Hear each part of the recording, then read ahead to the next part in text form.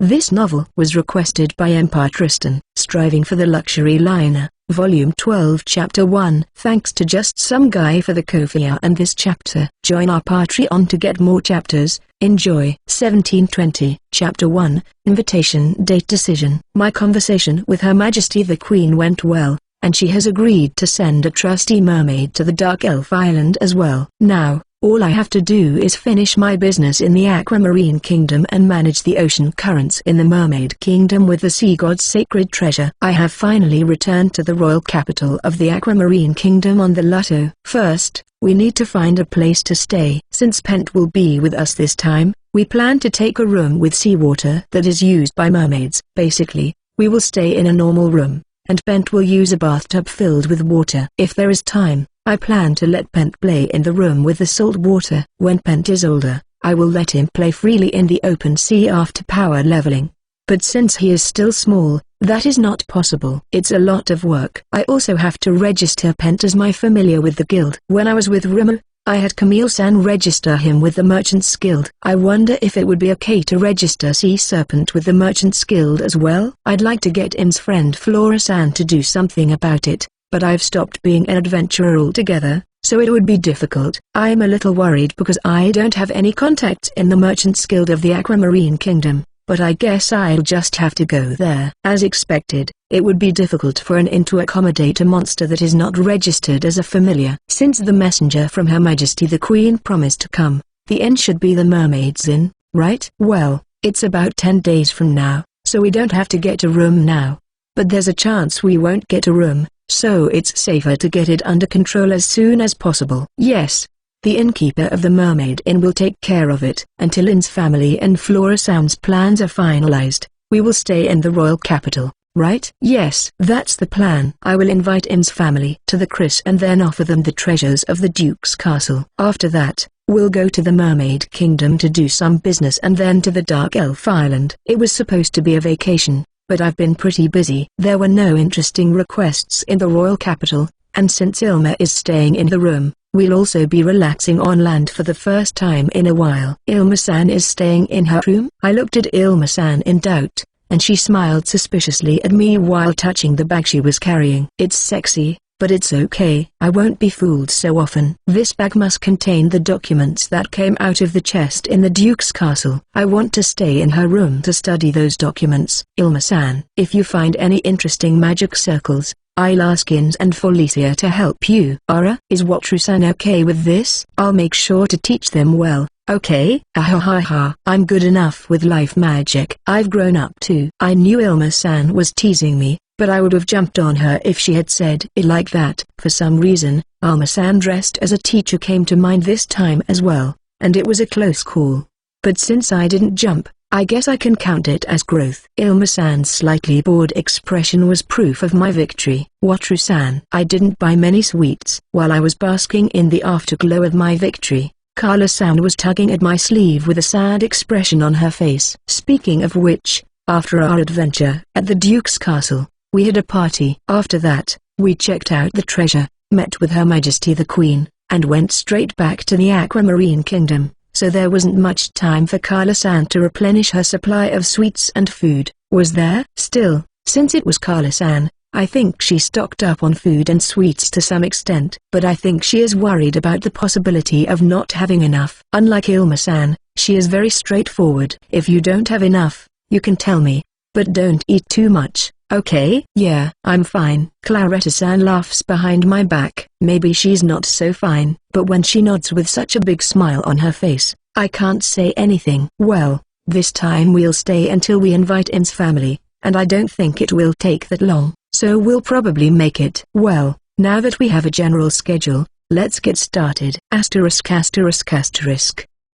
How is it that you, an F-rank merchant, can turn a sea serpent baby into your familiar? It just happened. It's really just a matter of chance, and also because Rimmer wanted it to happen. Still, it seems rare for a merchant's guild to register a familiar. Normally, adventurers would register their tamed monsters with the Adventurers Guild. After getting a room at the Mermaid's Inn, I took the plunge and came to register, but as I expected, The registration process was not as smooth as I had hoped. Can you tell us where and how you got your familiar? That's a trade secret. I have a feeling that if I explain that Rimmer wanted a little brother and beat Pent up to make him a familiar, he'll think I'm joking. Baby sea serpents are very rare. I think it is right for a merchant to treat them as a commodity instead of raising them as familiars. If you want, the merchant guild can buy them or act as an intermediary for the buyer. You might even get a connection to someone of a much higher rank. You know, as a merchant, what he says is probably right. But I'm a fake merchant, so I don't use common sense. I'm more afraid of being disliked by Rimmer than of having a higher level of influence. I have a magic ship, so I intend to raise this child and have him escort the ship. That's the plan from the beginning. In reality, he's probably just Rimmer's playmate. You have a magic ship. Do you have a unique route? Unique route? Well, I heard that merchants who are not heavily involved in the merchant's guild do business through their own routes without increasing their ranks. Well, something like that. Huh. Then the cost of food for the sea serpent is also part of the expenses, isn't it? I would like to see such a talented person help the merchant's guild, but are you planning to raise your rank? I can afford the annual membership fee, so I don't mind raising my rank. But I'm also inclined to go through with the F rank if I've made it this far. Although I am an F rank merchant Wataru, there is also a part of me that is eagerly waiting for this kind of event to happen. In the past, there have been similar things related to Mage Sama, but the magnitude was too great for me to enjoy. I would like to experience something like that, preferably on the scale of a bar fight. If I have the chance, I might ask for your help. The receptionist sighs in disappointment at my dazzling answer. As expected from the receptionist of a merchant's guild, he seemed to have easily figured out that I had no intention of doing so. After that, without further ado, the process was completed smoothly, and I was able to leave the guild without any problems. I had thought that they might force me to try to get Pent or that I might get involved with other merchants, but it seems that I was thinking too much. It didn't make sense for the whole Girasol team to come with me, let alone Ins and Felicia. Well then, all we have to do now is go back to the inn, and Ins, go to your parents' house and adjust the schedule. Master isn't going with me. She still doesn't want to go back to her parents' house alone. This time, she is going to deliver the message that Bella-san and the others have been waiting for, so there is a good chance that she will be welcomed with open arms, but she has a look of displeasure on her face. Bella-san's lecture must have really hit home. You see, I can't do that because Pent is with me. I need to get him back in the water as soon as possible, right? Well, can I take Felicia with me? Alessia and the others will be there to escort you, won't they? I wonder how much she is afraid of her parents' house. It's a bit like watching Pent when Rimmer approaches. Ins, what's the use of a slave reducing her master's escort for her own convenience? Go alone, Felicia tells her sharply, and Ins goes back to her parents' house, grumbling. If she was welcomed with open arms this time, she might be a little less averse to the idea. Fufu. Wataru-san's place is always busy. Haha, well, I'm having a good time, Alessia-san says, smiling, but she and Ins often get into trouble together. I feel terribly uncomfortable with the way she says she is different. I feel like I'm going to insult Alessia-san if I continue this topic. If I had the courage to tell her that she's just like Ins, would I be able to break the ice? Well, that's impossible. Let's go back to the inn. ******. I'm back. After dinner, Rimmer left for the dream world, and Ins returned, looking exhausted for some reason. I'm sure there was nothing to be so tired about this errand, but what happened? Welcome back, Ins. What's wrong? Nothing serious. It was just that my mother and Flora were very excited. It's not that we don't have enough time, so why don't they just take their time and make their own plans? Ins mumbled and complained. I'd already informed her of our general schedule in advance, and I'd also made it clear that the period I was inviting them to would be long enough for them to enjoy themselves if they could get some time off. There was no need to rush. What do you mean? She must have been really looking forward to it.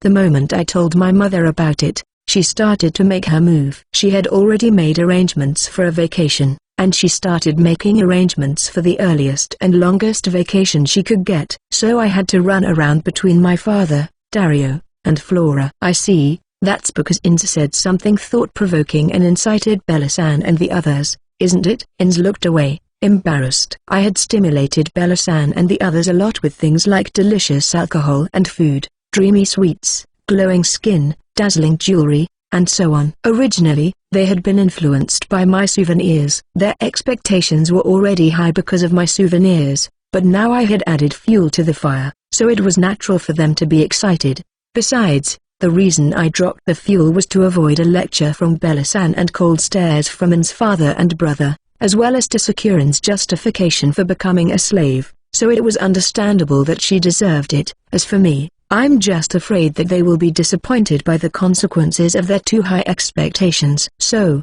have you set the schedule? Yes, starting the day after tomorrow, for 4 days. Everyone's vacation time has been arranged. Are you sure it will be okay? Ins, don't look so worried. I'm not going to pretend it didn't happen.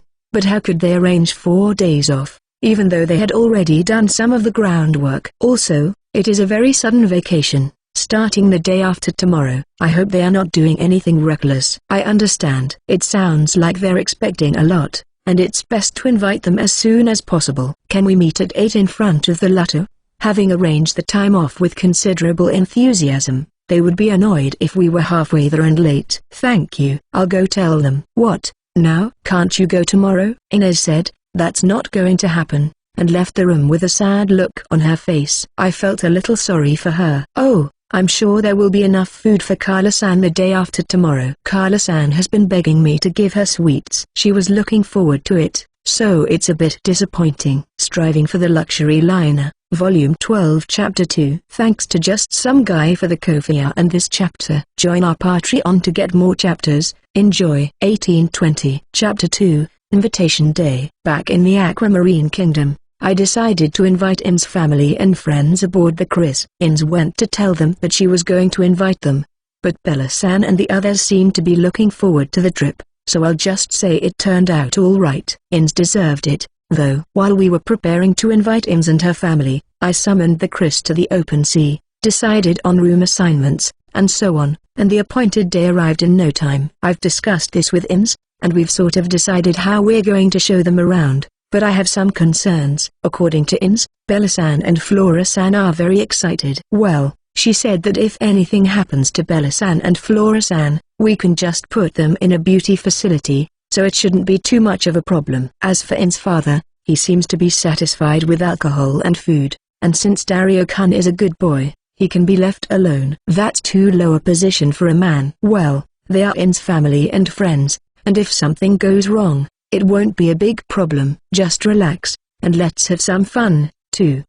Good morning. Sorry to keep you waiting. I went to the front of the Lotto, the meeting place, a little early so as not to be late for the appointed time of 8 a.m. Bella-san and the others were already waiting for me with smiles on their faces. It's only about 7:30, right? I looked at Ins to see if she had made a mistake about the time, and she looked at her own family and friends with a disappointed look. Apparently, there was no mistake on our part. Yufufu. I came early because I was looking forward to this. I'm sorry, Wataru-san. This is the behavior of a child before a trip. I was a little nervous because she was so cute, but she is In's mother and a married woman, right? The other world is amazing. Geez. While I was shaking with fear and trembling at the threat of another world, Ins began to confront her family and friends. She complains about how embarrassing it is and how they should behave like adults, but it all applies to her as well, and me and Alessia-san, listening to her, can't help but grin at each other. Families are so similar, aren't they? In's father and Dario-kun bow to me apologetically, but I have no problem with it because I enjoy it. Hey, master, stop smiling, we're leaving. Ins notices that I am looking at her kindly and urges us to leave with a blush on her face. Bella-san warns Ins that her words are not the right attitude towards her own master, so things are in a state of confusion. There will be a lot of things happening, but I have a feeling it's going to be a fun 4 days. Yufufu. This is what my master can do. Do you understand? It's only natural that I don't want to be freed from my slavery. I won't accept any more lectures from you. And don't look at me with those pitiful eyes. Ins says what she wants here and there to Bella-san and the others, who look at the Chris speechlessly from the deck of the Lotto. When she signed the slave contract with me, I hadn't even bought a ferry, let alone a luxury liner. But how could she be so bossy? I'm a little envious of In's character. Wataru-san. That ship.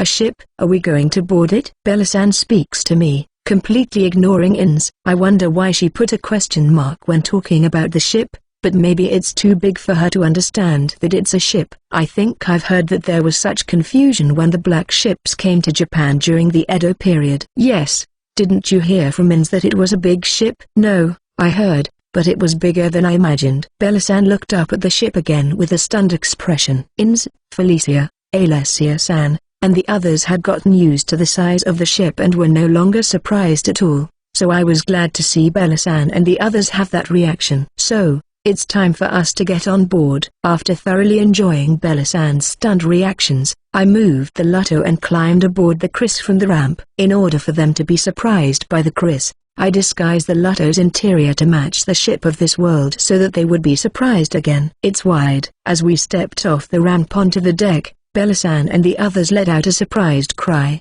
just as planned. What is this child? So cute. Flora-san, who should have been swallowed by the surprise of the Chris, noticed Saparabi waiting at the side and called out. Apparently enchanted by Saparabi's cuteness, her eyes were glued to Saparabi, and her hands were twitching. I wonder how she would react if I told her that this Saparabi was made from the soul of a horned rabbit. Well, I can't tell, can I? Ara, is it a rabbit? It's really cute. Bella-san, who was responding to Flora-san's voice, was also looking at Saparabi intently. Saparabi seems to be popular with the wives and daughters of the nobles who come to visit the castle, and her figure, which looks like a giant stuffed animal that moves, must strike a chord with the ladies. I really wanted them to be more surprised by what was going on inside the ship, but I'll leave that for later. This child is called Saparabi, and she is a member of the crew of this ship. Her job is to support you, so if you have any problems, please talk to her. They can help you with most of your problems. See, can I touch it? I thought I had explained something quite surprising,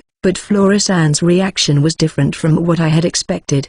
Wasn't the part about being a crew member supposed to be a surprise? Yes, as long as you don't get rough with them. Even if I hug them or something? I don't think it was a question to ask with such trepidation. Yes, it's okay. Flora-san shouted at my words and hugged Saparabi. A young lady her age is exposing her lovelorn face, and I wonder if that's okay? No, this is sexy in its own way, so maybe it's possible. At least I like it. Foo-foo, Flora. Isn't it amazing? I have my own Saparabi. I'm always surrounded by them and live like a princess. Ins was brazenly lying and making a big show against Flora-san. It is true that Ins has her own Saparabi, but most of the time, they carry drinks and snacks, and she lives more like an old man than a princess. I had thought that Ins was not so concerned about looking pretty, but with family and old friends, it seemed to be different. She looks down at Flora-san with a big smile on her face, who is hugging Saparabi and looking frustrated. I'm very worried that she might lose her friend. Wataru-san, please let me live on this ship too. Why would you do that? No, it's a ship I'm very proud of. And if she told me after I showed her around, I could understand, but I didn't expect such a reaction from just a Saparabi. Besides, I'm sure Imu is much cuter, and Creator God Sama said it would be okay. But I'm still afraid Saparabi will stab me with their horns one day. No, that would be difficult. If Flora-san lives on the Chris, I can't do it because I won't be able to repatriate, and it would be a lot of trouble. No way. Even if you look so sad, it's impossible to do something that's impossible. Besides, I'm not going to stay in this country forever, so if you live on the Chris, you'll lose your job, right? You don't have a job on this ship? I wasn't expecting that kind of answer. When I pulled Camille-san out of the Merchants Guild, things were much more difficult, but is being a receptionist in the Adventurers Guild such an unattractive job?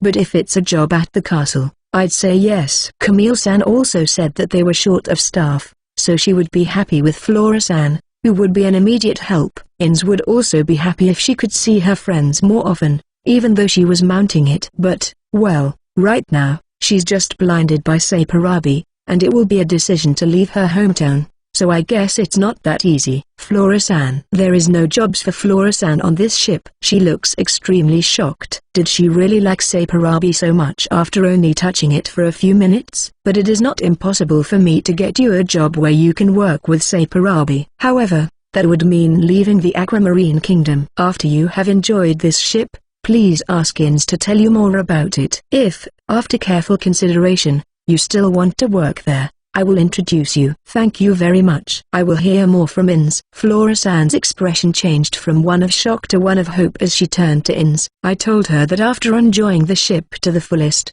but I guess she didn't listen. But it's a little funny because Ins, who had a look of superiority on her face before, now has a worried look on her face. Well, it's an unscheduled scouting mission, but I think it has a 50-50 chance of success. Ins will take care of the rest. She shouldn't decide to make her best friend unhappy. As for me, I'm all for having more beautiful women around me, so I'd be happy if she decided to work on the castle. Master, Dario-san and the others are in trouble. When I was a little satisfied with my scouting activities, Felicia spoke to me. I see that Flora-san, who is talking to Ins, is very motivated, and Bella-san is happy to hug Saparabi away from Flora-san, but Ins father and Dario-kun seem a little out of sorts. I guess I'm not a very good host. Well then, it's time for me to show you the ship. Compared to the castle, there is not much to see in terms of entertainment, but it is still a luxury liner that I am very proud of. I'll make sure my stock in Ins goes up by giving her family and friends a lot of satisfaction. Striving for the luxury liner. Volume 12 Chapter 3. Thanks to just some guy for the Kofia and this chapter. Join our Patreon to get more chapters. Enjoy. 1920. Chapter 3. Differences between men and women. I invited In's family and Flora-san to stay at the Chris. I had planned to surprise them with the size of the Chris and further surprise them with the presence of the Saparabi, but it was beyond calculation that Flora-san would want to live at the Chris just because of the presence of the Saparabi. I wish she had checked out more of the other facilities. Well then, it's time for us to move on. First, let me show you the room you will be staying in. Dario-kun and In's father seem to be bored, so let's change the place so they can settle down. As I call them and start to leave, I hear happy voices behind me. I look behind me and see Bella-san and Flora-san walking, holding hands with Saparabi from both sides. They have big smiles on their faces. I've seen the same thing at the castle with the wives and daughters of the nobility. It seems that women, whether they are nobles or commoners, act the same way in front of Saparabi. Let's hope they don't start saying they'll take them with them when they leave. Asterisk asterisk asterisk. Are you sure this is the right room? Yes. Please use this room. I want this room too. In's father and Dario-kun replied, standing up straight as if they were military men. I understand. There are enough rooms available, so do you mind if each of you gets a room? No, we can share the same room. No, that's fine. Is that so? At first, I thought about giving up our room, but In said they would be afraid to go that far, so I showed them a room one rank down. Even though it was one rank down, it was a room in a style not seen in this world, and yet it was a first-class room on a luxury liner. Bella-san and Flora-san were overjoyed and asked Ims how to use the facilities in their room. As I nodded in satisfaction at Bella-san and Flora-san's joy, as expected from the Chris, In's father and Dario-kun, who were gaping, came over to talk to me. They said they were too scared to sleep in such a luxurious room, and I explained that it was a special ship and no matter how dirty it got, it would be clean, and nothing would break. But the father and son refused, shaking their heads from side to side. They had heard from Ins that they would be staying in a luxurious room, but it was more than they had imagined, and they were scared. I feel like this has happened before. They started to say that they would be happy to take a room for an employee, but I told them that it was actually a problem for me as a host, and as we looked at the rooms, going from top to bottom, they liked the cheapest room, a double room, very much. I thought they could stay in a room with a little higher rank, but they seemed to have lost heart when they saw the top-class room for the first time, and they wanted a room with an environment similar to their own home if only a little. It was a great opportunity for them, but I feel like it's a real disappointment. It's pathetic that after what Trusan went to the trouble of arranging a good room for you. The room is just right for someone like me. Even if you get lonely and ask me to stay over, I won't. It's not too late. Bella-san bragged that Ims's father was pathetic, and Ims's father finally invited Bella-san to stay with him. I thought he sounded scary, but he seemed kind of friendly. I started to smile at him, like the way he was depressed when Bella-san rejected him so easily. By the way, Bella-san and Flora-san decided to use the first room I showed them together. I told them they could have one room per person, but they said they preferred the same room because they were comfortable and said that women would make a lot of noise together. I promised them that I would send ins for the night, so it would probably be a lot of fun. Well, anyway, now that you have a room, do you want to take a break? No, we only have 4 days, so we don't have time to rest. Wataru-san, if it's not too much trouble, could you please show us the rest of the tour? Bella-san replied without pausing, as if not wanting to waste a second of her time, even though 4 days would be enough to enjoy herself. It is similar to the pattern of Japanese people who fill their schedules to the limit when they go on a trip. Flora-san nodded her head, so she agreed with Bella-san, and Dario-kun and In's father gave off the vibe that they wanted to take some time off.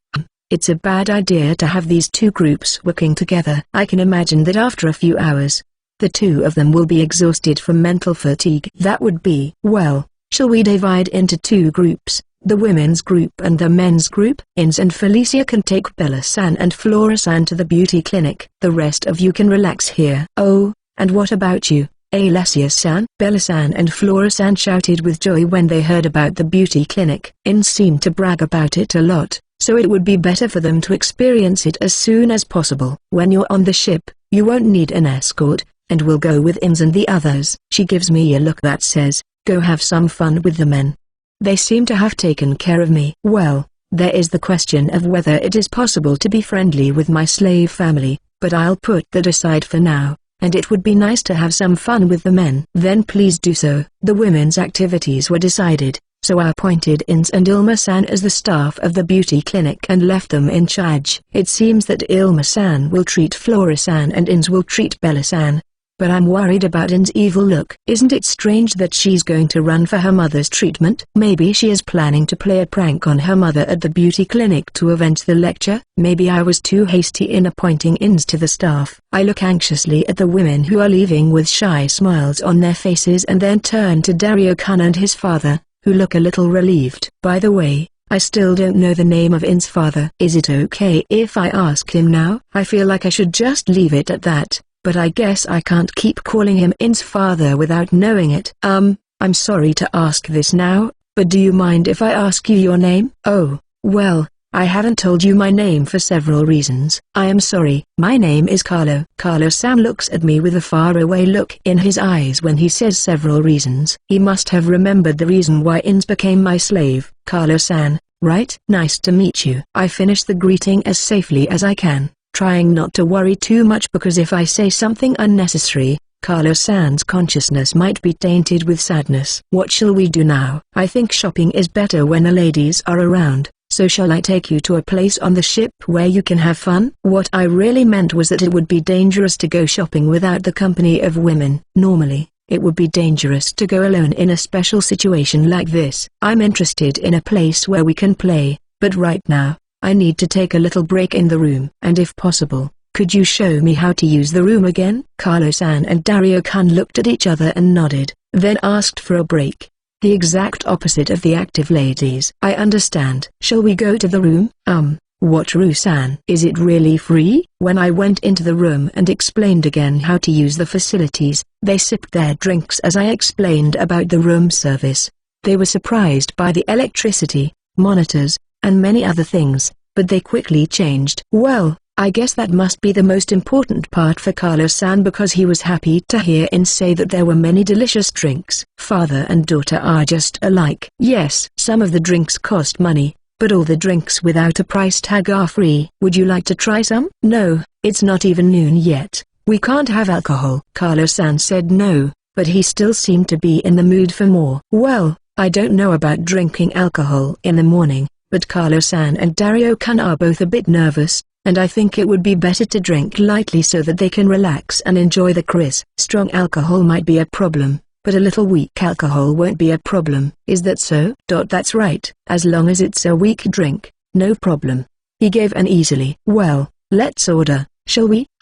Dario-kun, are you okay with alcohol? I like to drink. I drink a lot with my father and my colleagues in the guild. In Japan, he may not be old enough to drink, but in this world, he seems to be okay with it. Then, let's deepen our relationship through drinking. I will accept a little of their complaint about Ins. ******. Inspof. I see that this is the beauty clinic. The interior of this ship is beautiful and full of wonders, but this one in particular has so many unusual things. Here, you can make your skin smooth like Ins. Both Mum and Flora frolic like children. It's embarrassing to see my own mother, who is now of age, frolicking, but the more she frolics here, the more vulnerable she will be. I guess I'll just leave it at that. No, let's stir things up. If she makes memories that are embarrassing to recall, I will certainly be able to fight back when she lectures me. I remember when Master said that embarrassing memories are black history. I'll make black history for my mother. Yes, you will look different the first time you do it. And I've heard that it not only makes your skin smooth but also helps with swelling, sagging, wrinkles, etc. Well, I'm young, and I exercise a lot, so sagging and wrinkles don't bother me, but for a mother who is suffering from age-related deterioration, this is a great benefit. I know she's worried about her wrinkles. Ins-chan, is what you just said true? Her eyes have changed color, as I expected. Yes, it's true. No one on this ship has sagging or wrinkled skin. But it was a big hit on the castle. If it works on those people, it must work on my mother, who is still quite young. Let's get started. Tell me what to do. I left Flora to Ilma and led Mum, who had a straight face, to the treatment table. Fufu, leave everything to your lovely daughter. I'm going to make you perfect as a beautician, and then you'll be buoyed by the effects and create black history. Striving for the Luxury Liner, Volume 12 Chapter 4. Thanks to just some guy for the Kofia and this chapter. Join our Patreon to get more chapters. Enjoy. 2020. Chapter 4. The star of the show is Bella-san. I invited In's family and Flora-san to stay on the cruise. A lot happened early on after I invited them, but now that the room they would stay in had been decided, the active women went to the beauty clinic while the non-active men rested in a lower-anked room. Kya, this is irresistible. Ins further empties his glass in a good mood. At first, he was suspicious of the new drink, but with each glass he emptied, he became less suspicious. And now he emptied his glass while gulping it down. I'm glad you liked it. Would you like another? Yes, I would like to order the next one. Next time, I want to try a strong drink. Before we started drinking, he said he was okay with lighter drinks, but he definitely forgot about them. I think the image of no good is fixed because drinkers often become like this. I understand. Let's see, this screwdriver or salty dog is a pretty strong drink, I guess. Then let's start with the screwdriver first, please. By first, I could tell that he was willing to drink the salty dog as well. If he gets too drunk, he'll be scolded, but it's only the first day, and the ladies can enjoy themselves to their heart's content. What about you, Dario-kun? Oh, I like sweet things. I want another glass of this Kahlua milk. I love Kahlua milk, too. But it's strange because I feel like a child when I see other men drinking it. I ordered a screwdriver, a Kahlua milk, and a beer, and Saparabi brings the drinks we ordered. It would have been easier to have the ordered items appear in front of us on their own, but they were too stimulating, so I set the Saparabi to bring them to us. Carlo-san and Dario-kun, who had been avoiding the Saparabi for a while, got used to it and started patting their heads lightly after taking their drinks. We ordered a variety of snacks, and it was supposed to be a light break, but we're definitely going into the drinking game. At least I should be careful not to get drunk, even if it's just me. Asterisk asterisk asterisk. Ins, my cheeky but cute Ins. She's become a slave.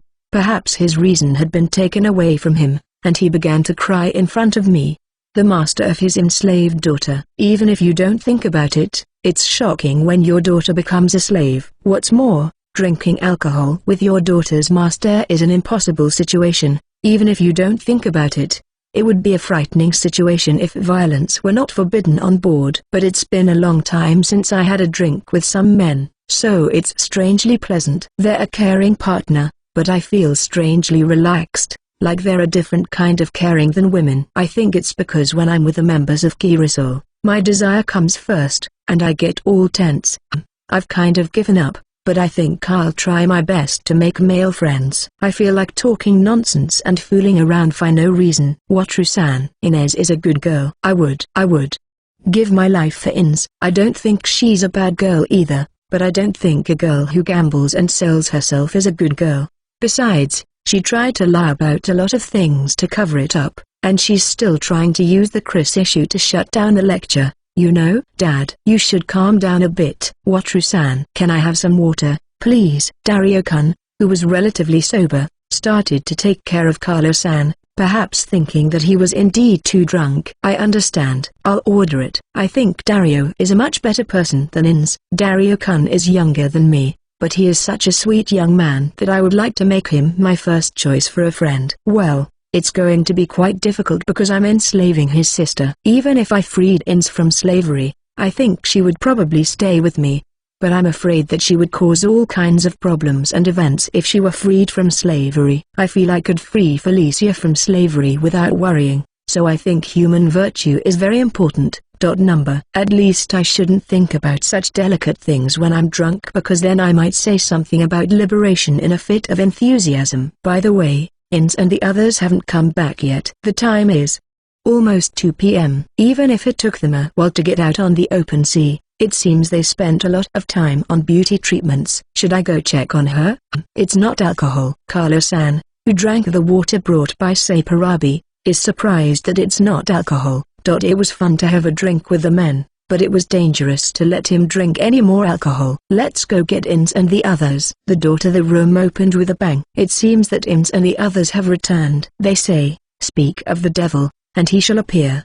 I wonder if that applies to the situation I'm having in my head. Welcome back. Bella-san looks like a different person when she enters the room. She looked so young originally that it was hard to believe that she was In's mother, but did the beauty treatment work, or did she regain even more radiant youthfulness? I'm a guy, so I don't know all the details, but beauty treatments don't really change things that drastically, do they? Ins, Felicia, and Alessia-san also became beautiful, but they didn't change so much that they looked so different. The same must have been true for the guests of the castle and the gods. What's going on? Fufu. I'm having trouble with all the passionate stares. Bella-san put a hand to her cheek and mumbled shyly. She exudes a kind of unfashionable sex appeal. But what can I do? Is the beautiful woman in front of me a mature woman? Oyakodon? Hey, master. That's no way to look at someone's mother. I was in a slight panic, and Ins complained as she pinched my arm. I guess pinching doesn't count as violence. That's a new discovery. Phew. The pain I felt in my arm made my confused head a little cooler. It's dangerous to have 18+ fantasies in a situation like this. Let's calm down and put the situation into perspective. Hey, Ins, why is Bella-san acting so different? It's a little abnormal, don't you think? Originally, Bella-san took care of herself with my souvenirs and changed quite a bit, but I feel like her beauty has gone up about 2 levels from there. Did my ship summoning skill manifest in new effect? It's my mother's potential. I don't know if she was good to begin with, but when I polished her, she became more beautiful by the moment. Ins says with a very disgusted look on her face. Is it really so bad to see your own mother become so beautiful? But it didn't Bella-san ever show her full potential? Considering that she was still quite a beautiful woman, her potential, like a monster, must have been dormant. Hey, Wataru-san. What about me? As I was surprised by Bella-san's fundamental power, Flora-san came into the conversation. Speaking of which, Flora-san also had a beauty treatment with Bella-san, right? You look so beautiful. Your reaction is rather weak. Flora-san looks at me, dissatisfied. That's right. It is normal for the young and beautiful Flora-san to be the center of attention, so it is not surprising that she is dissatisfied. No, it's really beautiful. From your hair to your skin to your fingernails, you look so shiny and fresh. Flora-san is also beautiful enough to be chosen as the receptionist for the Adventurers Guild, so she has become quite a beauty after being polished at the beauty clinic. But I know I was also surprised by Auntie, and honestly, I think I lost. Flora-san looks sad and depressed. I see. Flora was shocked as well. All the women here are top-class beauties, so in terms of beauty, they are not that different, but I still find Bella-san's change amazing. Normally, I would have been so excited about how beautiful she had become at the beauty clinic, but I didn't expect her to be in such a mood where I didn't know what to do. What was I supposed to do? Bella, I love you. Perhaps excited by Bella-san's increased attractiveness, Carlo-san hugged her, bubbling over with his feelings. Kaya! Bella-san screamed in a cute voice at the sudden occurrence. The drunkenness ruined the delicate atmosphere. I thought drunks were useless, but they can be useful in this way. Well, Dario-kun makes a subtle face when he sees his father hugging his own mother. Ins doesn't seem to like it either. For some reason, Ins is happy to see this, with a wicked smile on her face. Somehow, I don't understand how Ins feels. Is she glad that her parents are close? I thought I heard an anime-like sound, and then I saw Carlo-san fall down. Bella-san took both of Carlo-san's arms, pulled him by the arm, and threw him on the bed. Wataru-san, I'm sorry to keep you waiting, but would you like to eat? Bella-san says with a smile as she claps her hands. Despite her beaming smile, the veins at her temples seem to be bulging. I suppose so. Shall we eat? I have confidence in the food, so you can expect it. Fufu. I'm looking forward to it. Bella-san leaves the room, completely ignoring her husband. Ins laughs, and Dario-kun looks at Carlo-san with concern. I don't understand this family. Well, it looks like Carlo-san is going to get a bite to eat. It's a little scary, but I'm sure the dining room on the Chris will restore Bella-san's good mood in no time. After dinner, what should we do next? If I hadn't been drinking, the pool would be a possibility, but I'd be embarrassed if I got too drunk and threw up, so I'd better not do that. I think I'll play it safe and go shopping. Striving for the Luxury Liner, Volume 12 Chapter 5. Thanks to Bird90677 for the Ko-fi and this chapter. Join our Patreon to get more chapters. Enjoy. 118 Chapter 5. Girls, Meeting, Inspoff. Carlo-san collapsed during the men's drinking session, but we'll be glad to know what's on his mind. Bella-san's big transformation at the beauty clinic was shocking, but as long as it made her feel beautiful, too, I guess it's all good. The hospitality for Ins and Flora-san's family is off to a good start. Hey, Ins-chan, Wataru-san told me that there is a place where you can work together with Saparabi-chan, right? What kind of place is it? Could it be a place as amazing as this ship? I'm curious about that too. Ins, please tell me. Hey, Mom and Flora, don't be so pushy. What's going on all of a sudden? We haven't even ordered our drinks yet. My goodness, why are they so cheerful after all the fuss they made over lunch, shopping, and dinner, to the point of embarrassing me? When we went shopping, they suddenly tried to buy everything in large quantities, and I had to work so hard to stop them. I wish they could take it easy for a while, but thanks to Master, I was able to grasp Dad's weakness, and Mom can't complain to me anymore,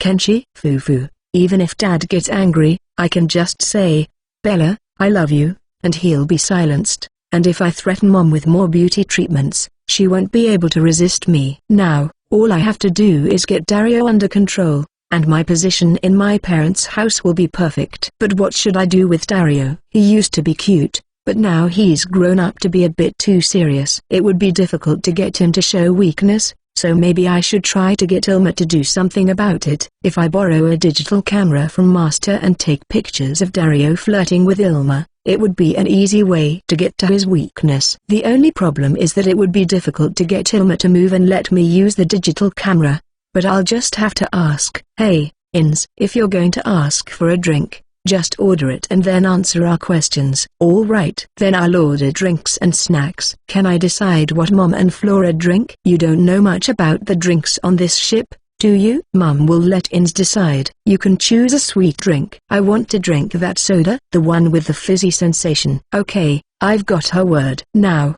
of course, I can ask for drinks. I'll start with a light drink to catch them off guard, and when they're a little drunk, I'll hit them with a strong drink. I thought so at dinner, but the drinks on this ship are delicious. Yes, Auntie is right. It is incomparable to the drinks we drink in the local restaurants. I agree with her. The first canned beer I had on the Fortress was a shock. Well, luxury liners are great, but ferries are also a pleasure not to be underestimated. If I get the chance, I might ask Master to invite her on the ferry as well. It would be a bit of filial piety, so let's ask him next time. That's how great Master is. There are still many wonderful shops that neither Mom nor Flora know about. Inns, the nice shops, the ones next to the cosmetics store. What is it? Are they delicious? Are they beautiful? They are both very curious. Well, we spent the whole day shopping at the cosmetics store, so they only looked at the other stores from the outside. They must be curious, both. There are stores where you can get a good meal, where you can eat sweet desserts, where you can buy beautiful accessories, where you can buy unique clothes made of fabrics you have never touched before. The color of her eyes changed. It's pathetic to think that this is my mother and my best friend, but the simpler, the better, so let's just leave it at that. Yes. Where is the workplace? Is it great? Is it fun? Is it tasty? Flora. Seriously, are you going to ask Master to get you a job? It's a bigger ship than this one, with lots of entertainment and shops. It's also where all the royalty from all over the continent want to stay now. Are you seriously going to work there? Lots of royalty. Not many, but almost all royalty and nobility, I think. The rest are powerful merchants and the bigwigs of the guilds. If Flora works at the castle, I'll be happy, because I'll see my best friend more often, with whom I can talk easily. But that's why I have to be sure to let her know the reality of the situation, or it could ruin our friendship. Is that okay? Won't the nobles force me for my body or punish me for having problems with it? Well, that's what people usually think. I would have the same concerns if I had only heard the stories. There's nothing to worry about. We even ban royalty and nobility, so anyone who talks big and selfish will soon be gone. If you look at the ship, you will see that the ship is in a stronger position. We've told the Crown Prince of Brescia that if there's too much trouble, we'll move the ship, so the royalty and nobility will be very quiet. I don't know what that means, but I can understand it when I see the ship. I wonder if I could work there? Since you can work as a receptionist for the Adventurers Guild, I'm sure you'll be treated well. Master seems to be planning to make it a place of employment for the children from the orphanage, so there will definitely be jobs available. Come to think of it, that's impossible. It's surprising that the royalty and nobility are so docile, but putting orphans to work in a place like that would normally be suicidal. How good is the treatment? That depends on how good Flora is. But the receptionist at the Merchants Guild that Master brought in was thrilled. Besides, if you work there, you might as well ask them to raise your level, because they can definitely raise your level if you ask them to. Why would they raise the level of their employees? That's the policy. I don't understand. It would be surprising if an employee did something that normally costs royalty a lot of money. Speaking of which, since it's safe and will prolong their lives, should I ask for permission to raise the level of my parents? It's a bold request for a slave, but I feel like Master would agree if I promised to work hard at night. I'd better ask him for that as well. Hey, Ins-chan. Mother and father are going to work at that place. Do you think Dario could work there, too? My mother, who had been listening to me without saying a word, started talking nonsense. What are you saying all of a sudden? I told you that you would leave the royal capital if you wanted to work. You have a house, and Dad and Dario both have jobs. Why would you want to ruin your life? I don't think you understand, Ins-chan. If you can raise your level safely, work is secondary. The longer I live, the more time I have to spend with my family. Oh, that's it. That means she has to change her life to raise her level. I was going to ask Master for permission to level up Mom and Dad, and then you can decide whether you want to work or not. It would be nice to see Flora more often, but I don't want to see my mom and dad more often. Besides, if they work on the castle, it would reduce the effectiveness of their weakness. Negative. As long as my parents live happily away from me, that's all I care about. Why are you asking Wataru-san for permission to raise the level? He's my master, so it's only natural that I ask his permission, right? Did I say something strange? No. That's not it. If I work on that ship, they will raise my level, right? Why do you need Wataru-san's permission? Oh, that's what you mean. The ship that Master is introducing is the ship of a certain mage, and Master is the one who is in charge of managing that ship. So with Master's permission, you can level up safely. Mom couldn't really understand what Ins-chan was saying. Is Wataru-san going to fight? Well, it's really hard to understand because my mother doesn't know the Master's power. Besides, there are more characters, such as Mage Sama. It's no wonder she couldn't understand it. The mage setting is annoying, but it has reduced the number of annoyances, so it would be a waste to stop it. Well, it's a bit difficult to explain. You'll understand when you get permission to level up and do it. So, no more talk about work. What about me? I am a slave. I can't ask for Flora, can I? I can't ask Master to raise a friend, even a close friend, when I have the audacity to ask a family member to do the same. I would like Flora to work on the castle, and I would like her to think that way. Can't I just ask Wataru-san directly? It's up to Flora to ask, But do you want to ask him to raise your level for free? I see. As expected, it's very brazen of me to ask that. I knew it. Asking your master to raise the level of the slave's family is also very impudent. I should think about returning the favor by working as well. Hey, it's alright. I will repay my master for what he did to my family. I'm not joking. I thought I stopped my mom and dad from getting jobs at the castle. So why is she trying to bring it up again? Give me a break. Asterisk asterisk asterisk. Is Ins having fun? Foo-foo. That's right. Ins has a tendency not to be honest, so she might be complaining to Bella-san. But I think she is happy inside. Is Ins not honest in some way? I only have the image of her being faithful to her desires. But if Felicia says so, then maybe she is. Well, sincere or not, if she's having fun, that's fine. Next time we visit the Dark Elf Island, Felicia, you should take some time to relax with your family as well. Thank you. But unlike Ins, I see them often, so just seeing them face to face is enough for me. Really? But I invited Ins' family to the Chris, and I could invite Felicia's family as well. Felicia will probably hesitate, so I'll talk to Ins about it. Oops. It's time to stop Rimmer and let Bent escape to the pool. It'll take a long time for Rimmer's thoughts to get through to Bent. Striving for the Luxury Liner, Volume 12 Chapter 6. Thanks to Bird90677 for the Kofiya and this chapter. Join our Patreon to get more chapters. Enjoy. 218 Chapter 6, Corpse. Bella-san had a great makeover, and Carlo-san was drunk and exposed his shame. Flora-san was beautiful, to begin with, but she became even more polished and beautiful with the beauty treatments and beauty products from the Chris. Dario-kun soberly supports Ins and their parents,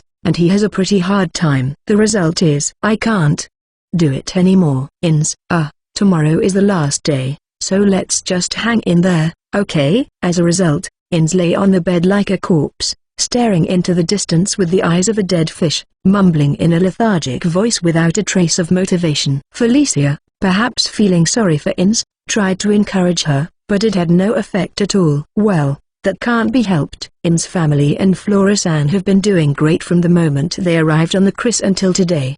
Ins' family was surprised by the variety of food and impressed by the variety of drinks, and she didn't want to keep accompanying them and reassuring them endlessly. It's a mental thing to see your relatives and best friends in a way you don't want to see them. My relationship with Ins and I is that of master and slave, so I have to be reserved with her family, Bella-san and Flora-san, too. Therefore, I thought that if I and Alessia-san and the others stayed together, they would not be able to enjoy the luxury liner. So from the second day, I, Felicia, Alessia-san, and the others kept our distance so that Ins and her family could spend as much time alone as possible, and this turned out to be a tragedy. As expected, Ins did not want us to see her family and friends embarrassed, and she tried her best, worked hard, and broke down on her own. When I think about it, it is a bit of mental torture to see my own parents in such a state. I'd rather not see my own parents fooling around like children, if possible. Bella-san and Flora-san as they look at the products in the cosmetics store. Bella-san, Flora-san,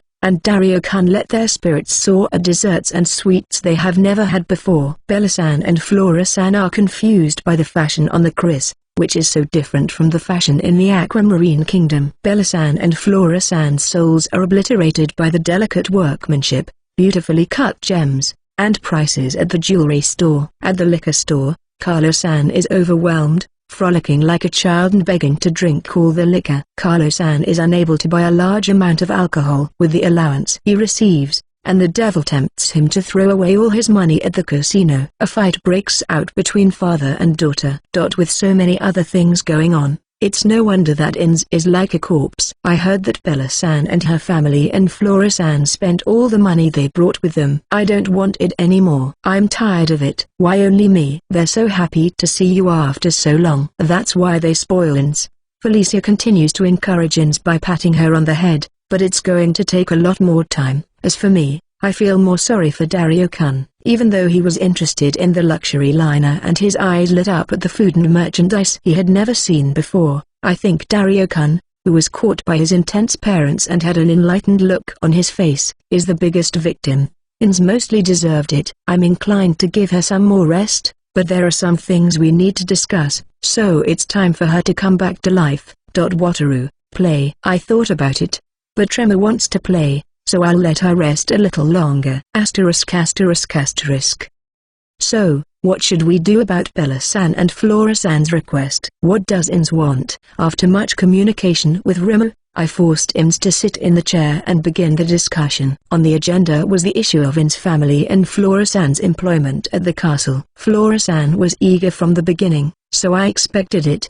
But Bella-san is also quite eager. She also asked me in detail about the benefits of working on the castle. For my part, I'm grateful to have more trustworthy people at the castle, and I'm not at all hesitant to change the lives of In's family and her best friend. But I would also welcome the addition of a beautiful woman, and I would like Flora-san to come. Bella-san is a beautiful woman, but she is a married woman, which is ethically dangerous. Bella-san's sex appeal is different from Ilma-san's sex appeal, which is ripe, forbidden fruit, and ruinous. So it's a straight line to lawsuits. Especially me and the lecherous uncles who come to the castle are in danger.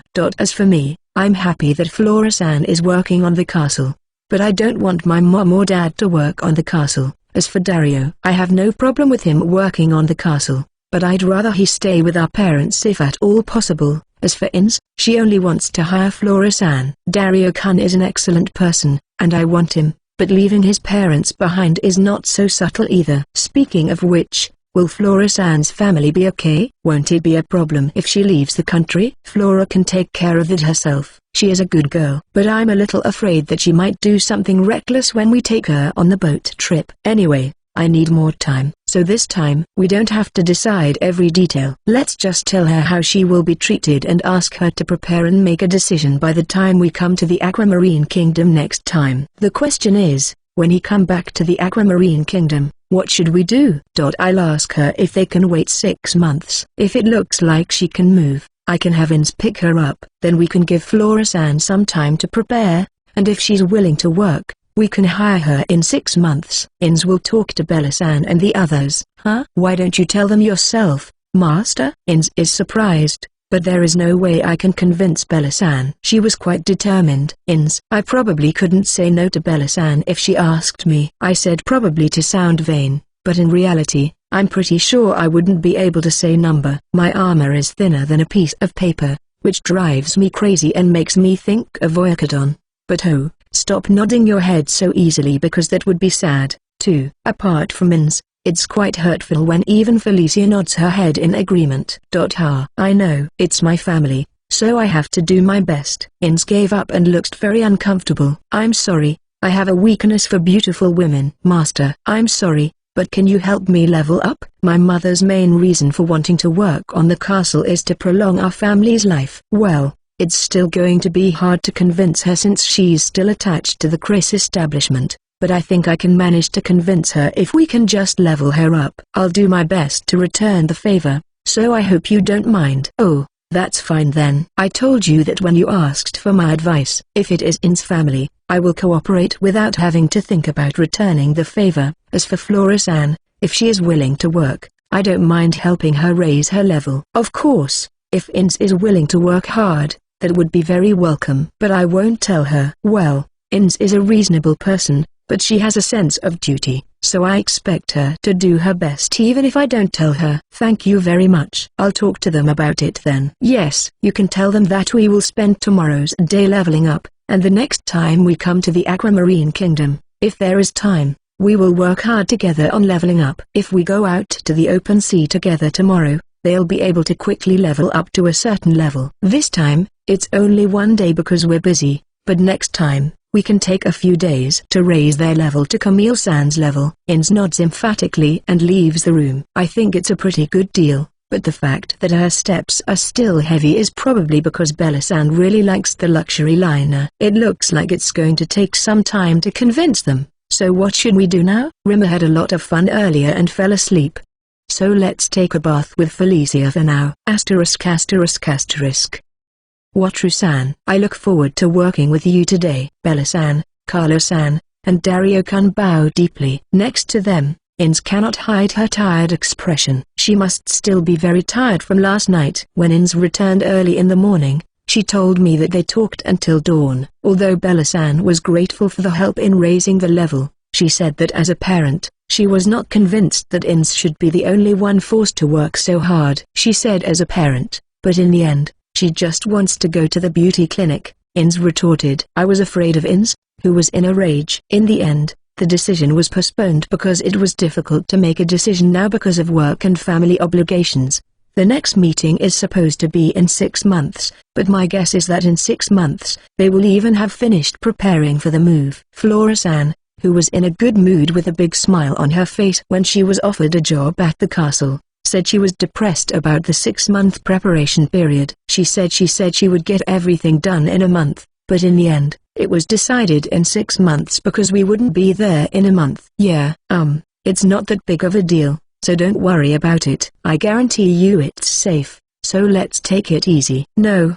The level up is really a valuable benefit for us. We will definitely repay you for your kindness. I still think the whole thing will be over in 6 months. I can see that Ins will be devastated by the shock in 6 months. I'm also in danger if I don't build up my MILF tolerance in 6 months. I've been through a lot, but I've managed to become wealthy and enjoy a victorious life in the other world, so I don't want to be stabbed in the back for playing with fire. Haha, you'll have to discuss that with Ins. Let's have breakfast, and then we'll go. Let's switch from the Chris to the Lotto and first kill the monsters gathering around the Chris. The stockpile of stones collected from leveling up Rimo and the others is sufficient, so there should be no problem. Okay, let's do it. Striving for the Luxury Liner, Volume 12 Chapter 7. Thanks to Bird90677 for the Kofiya and this chapter. Join our Patreon to get more chapters. Enjoy. 318. Chapter 7, Overwhelming Firepower. Despite In's desperate persuasion, it looks like In's family will be working on the castle together in 6 months. Well, if Bella-san decides to work on the castle, Ins won't be able to stop her, will she? Somehow, even I can tell that Bella-san and Ins are of a different caliber. Wataru-san, are you sure this is okay? Bella-san, who is supposed to be of a different caliber, is scared. Even though she is a much superior person to Ins, it is natural for her to be frightened when she is surrounded by monsters. Seeing that Bella-san was in a weakened state, Ins, who was in a good mood, reeked of a no-good human being. There is a powerful barrier on this ship, so you don't have to worry. You can rest assured. I call out to her that it's okay, but the Lotto is so close to the monsters that even if I say don't worry, it's still scary. It would be faster to defeat the monsters quickly and prove that it is safe. But first, they have to get the stone to hit the monster. Otherwise, they won't be able to raise their level. Well, now you have to throw the stones at them. There are plenty of stones, so please hit as many monsters as you can. When you're done, we'll put them all together and kill the monsters. Huh? No one moves. Is it too hard to suddenly provoke the monsters? While I was wondering what to do, Rima took a stone from the pile and fired it. The stone fired at a furious pace hit the merman, whose body slammed into the barrier and bounced away. Like that. Rima is incredibly cute as he twitches with satisfaction after firing the stone, but I don't think it's a stone thrower. It's more like a bullet. Rima says that's how it's supposed to be done. Impossible. Carlo-san replies clearly. That's right. I can't do it that way either. Well, it doesn't have to be that powerful. Just hitting the monster with a stone is enough, so just throw the stone away. Perhaps surprised by Rima's action, Carlo-san and Dario-kun started to move. Rima's action was a surprise, but it seemed to be a good start. Carlo-san and Dario-kun threw stones at a very high speed, though not as fast as Rima. The gluttony shark that was hit by the stone got angry and hit the barrier violently, and Bella-san and Flora-san hugged each other and screamed cutely. I don't know how to say it, but the two of them hugging and screaming looks incredibly cute. That's true. It's just that the women around me are the female powerhouses, and ordinary women react like that. It's a normal thing, but it's very new to me. Mom, Flora, you'll be fine even if the gluttony shark attacks you. You know, you have to hit the stone to raise your level, so just go for it. While I was being moved in a strange way, Ins encouraged Bella-san and Flora-san by handing them a stone. Here, throw it quickly. Don't worry, even if you don't hit anything, there are plenty of stones. All right. I just have to throw it, right? It'll be okay, right? Hey, Ins-chan. Don't push me. It's okay. Flora, too, it's okay. Come on. Dad and Dario, one throw is not enough. You have to hit all the monsters that surround us. Ins is also worried about her family and her best friends, isn't she? She's pushing hard to make sure they don't miss out on the opportunity to level up. I even doubt that this is the same Ins with a mean look on her face earlier. I hit it. Ins. My stone hit it, too. Look. Bella-san and Flora-san, pushed by Ins, throw stones at the monsters and shout for joy when they hit the monsters. The sight of the three beautiful women rejoicing is very funny, but what they are doing is the act of throwing stones at the monster. There is a big difference. I am a little worried about their reaction, but I think they were overwhelmed by throwing stones once, and Bella-san and Flora-san are throwing stones at the monsters one after the other. Carlo-san and Dario-kun, who had been worried about them, were also relieved and started throwing stones so that they would not be outdone by the women. It took a while, but at this rate, I'm sure they can level up to a certain degree. And while we're at it, let's level up Pent as well. Pent can level up at any time, so I'd rather focus on Bella-san and the others this time. Pent should stay on board. ******. Now we're going to kill the monsters, so please stay near the entrance so you don't get caught in the middle. Not everyone was able to hit all the monsters with stones, but it looks like they hit most of them, so let's move on to the next stage. In order to destroy all the surrounding monsters at once, Ins, Felicia, Girasol, Remo, and the others spread out in a circle around the ship. Wataru-san. I don't have much experience in actual combat, but I have learned to fight according to the rules of the Adventurers Guild. Can I help you with anything? Come to think of it, Dario-kun is an employee of the Adventurers Guild. Apart from the receptionist, there seems to be a rule that male employees learn how to fight. Since we were surrounded by so many monsters, I guess he thought it would be better to have a man on hand, so he offered to help us. But there's no place for an amateur who's only learned a little. More to the point, I, who is supposed to be at a high level, don't have a role to play either. I appreciate the offer, but it is not necessary. If you work for the Adventurers Guild, you know the power of an A-class adventurer, don't you? Yes, I know that they are very impressive, and I know what Remo-san can do with his stone flying speed. But I'm not sure if it's appropriate for me to stand by while Remo-san and the others who are slimes fight. I can't seem to get my mind off it. Dario-kun spoke while looking at Remo, Fu-chan, and Benny-chan, who are stationed at the edge of the ship. I understand what he means. Dario-kun understands the abilities of A-class adventurers, and he also understands that Remo and the others are no ordinary slimes. He even started adding San to Remo's name, so there is no doubt about it. But even though he has a little bit of combat training, he can't just sit back and let the slimes fight. Is that okay? I guess he can't suppress his young mind. Is that youth? I can smell that youth. I understand how you feel. It is possible, but if someone who has never fought with them before suddenly enters, it may cause coordination problems, so please stand by this time. You're right. Coordination is important, isn't it? I apologize. Dario-kun returned to the waiting area with a little regret. I'm a little sorry to see him like this, but it's better than letting him join the fight and being shocked when he can't do anything. Dario-kun, you are a good young man, and I don't want to break your heart. Well, then, each of you may begin. I, who had hinted at cooperation, gave the signal to start. Dario-kun's eyes hurt me, but that's okay. I'll show Dario-kun that true coordination is possible without exchanging words. Since they are used to extermination on a regular basis, there is no need to bother with command or strategy. It's just a simple show of strength. While I was smiling smugly in my mind, a huge flame engulfed the monster horde with a violent explosion. Maybe she wants to show her family a good part,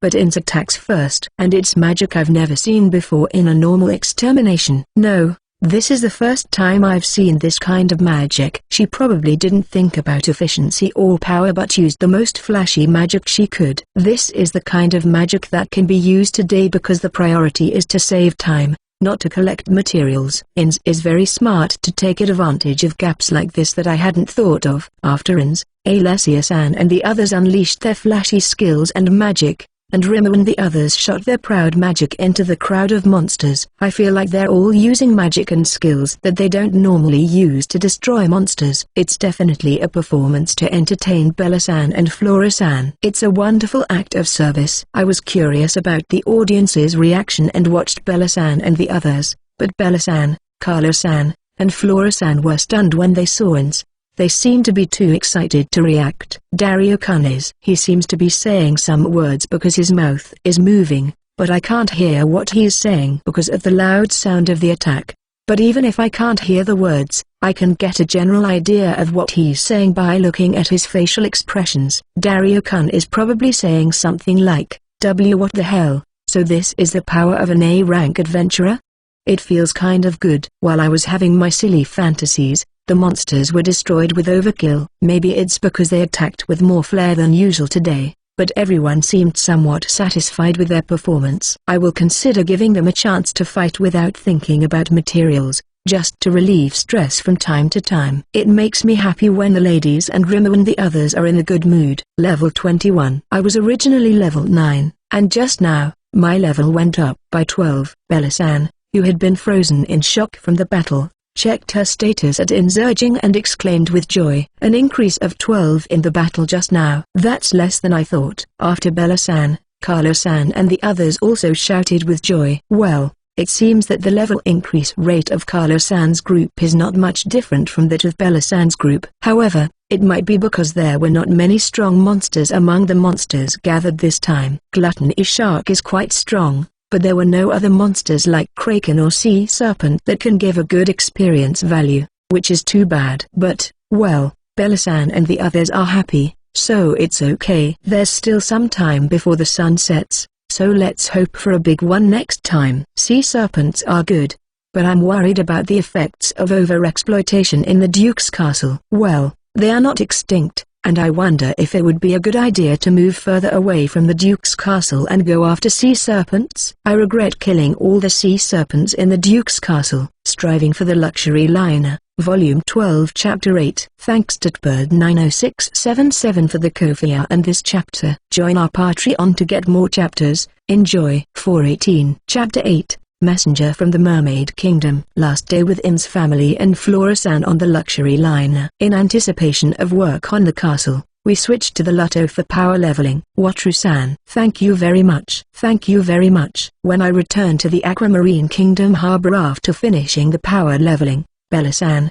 Carlo-san, Dario-kun, and Flora-san bowed deeply to me and thanked me. It is Japanese to be humble and say that I cannot offer much hospitality here, but I feel that such humility would only be sarcastic after I invited them to the luxury liner and even gave them a power leveling tour. If I were to include power leveling in an optional tour, it would be a very popular plan that would be inundated with reservations. What would be a safe answer? Well, did you enjoy it? Yes, it was like a dream. Bella-san with her bright smile. I was confident about the luxury liner, but by the looks of it, she seemed to appreciate it more than I had expected. That makes me happy too. Well, I'll invite you again, so please come visit us. Yufu. I look forward to it. Bella-san gave me a very meaningful look. If it were a sexy invitation, I would be happy, but it probably wasn't. I felt it was a please get me a job look. I could see a future where Ins would be beaten by Bella-san in 6 months. When I realized that In's desperate attempts to persuade her were in vain,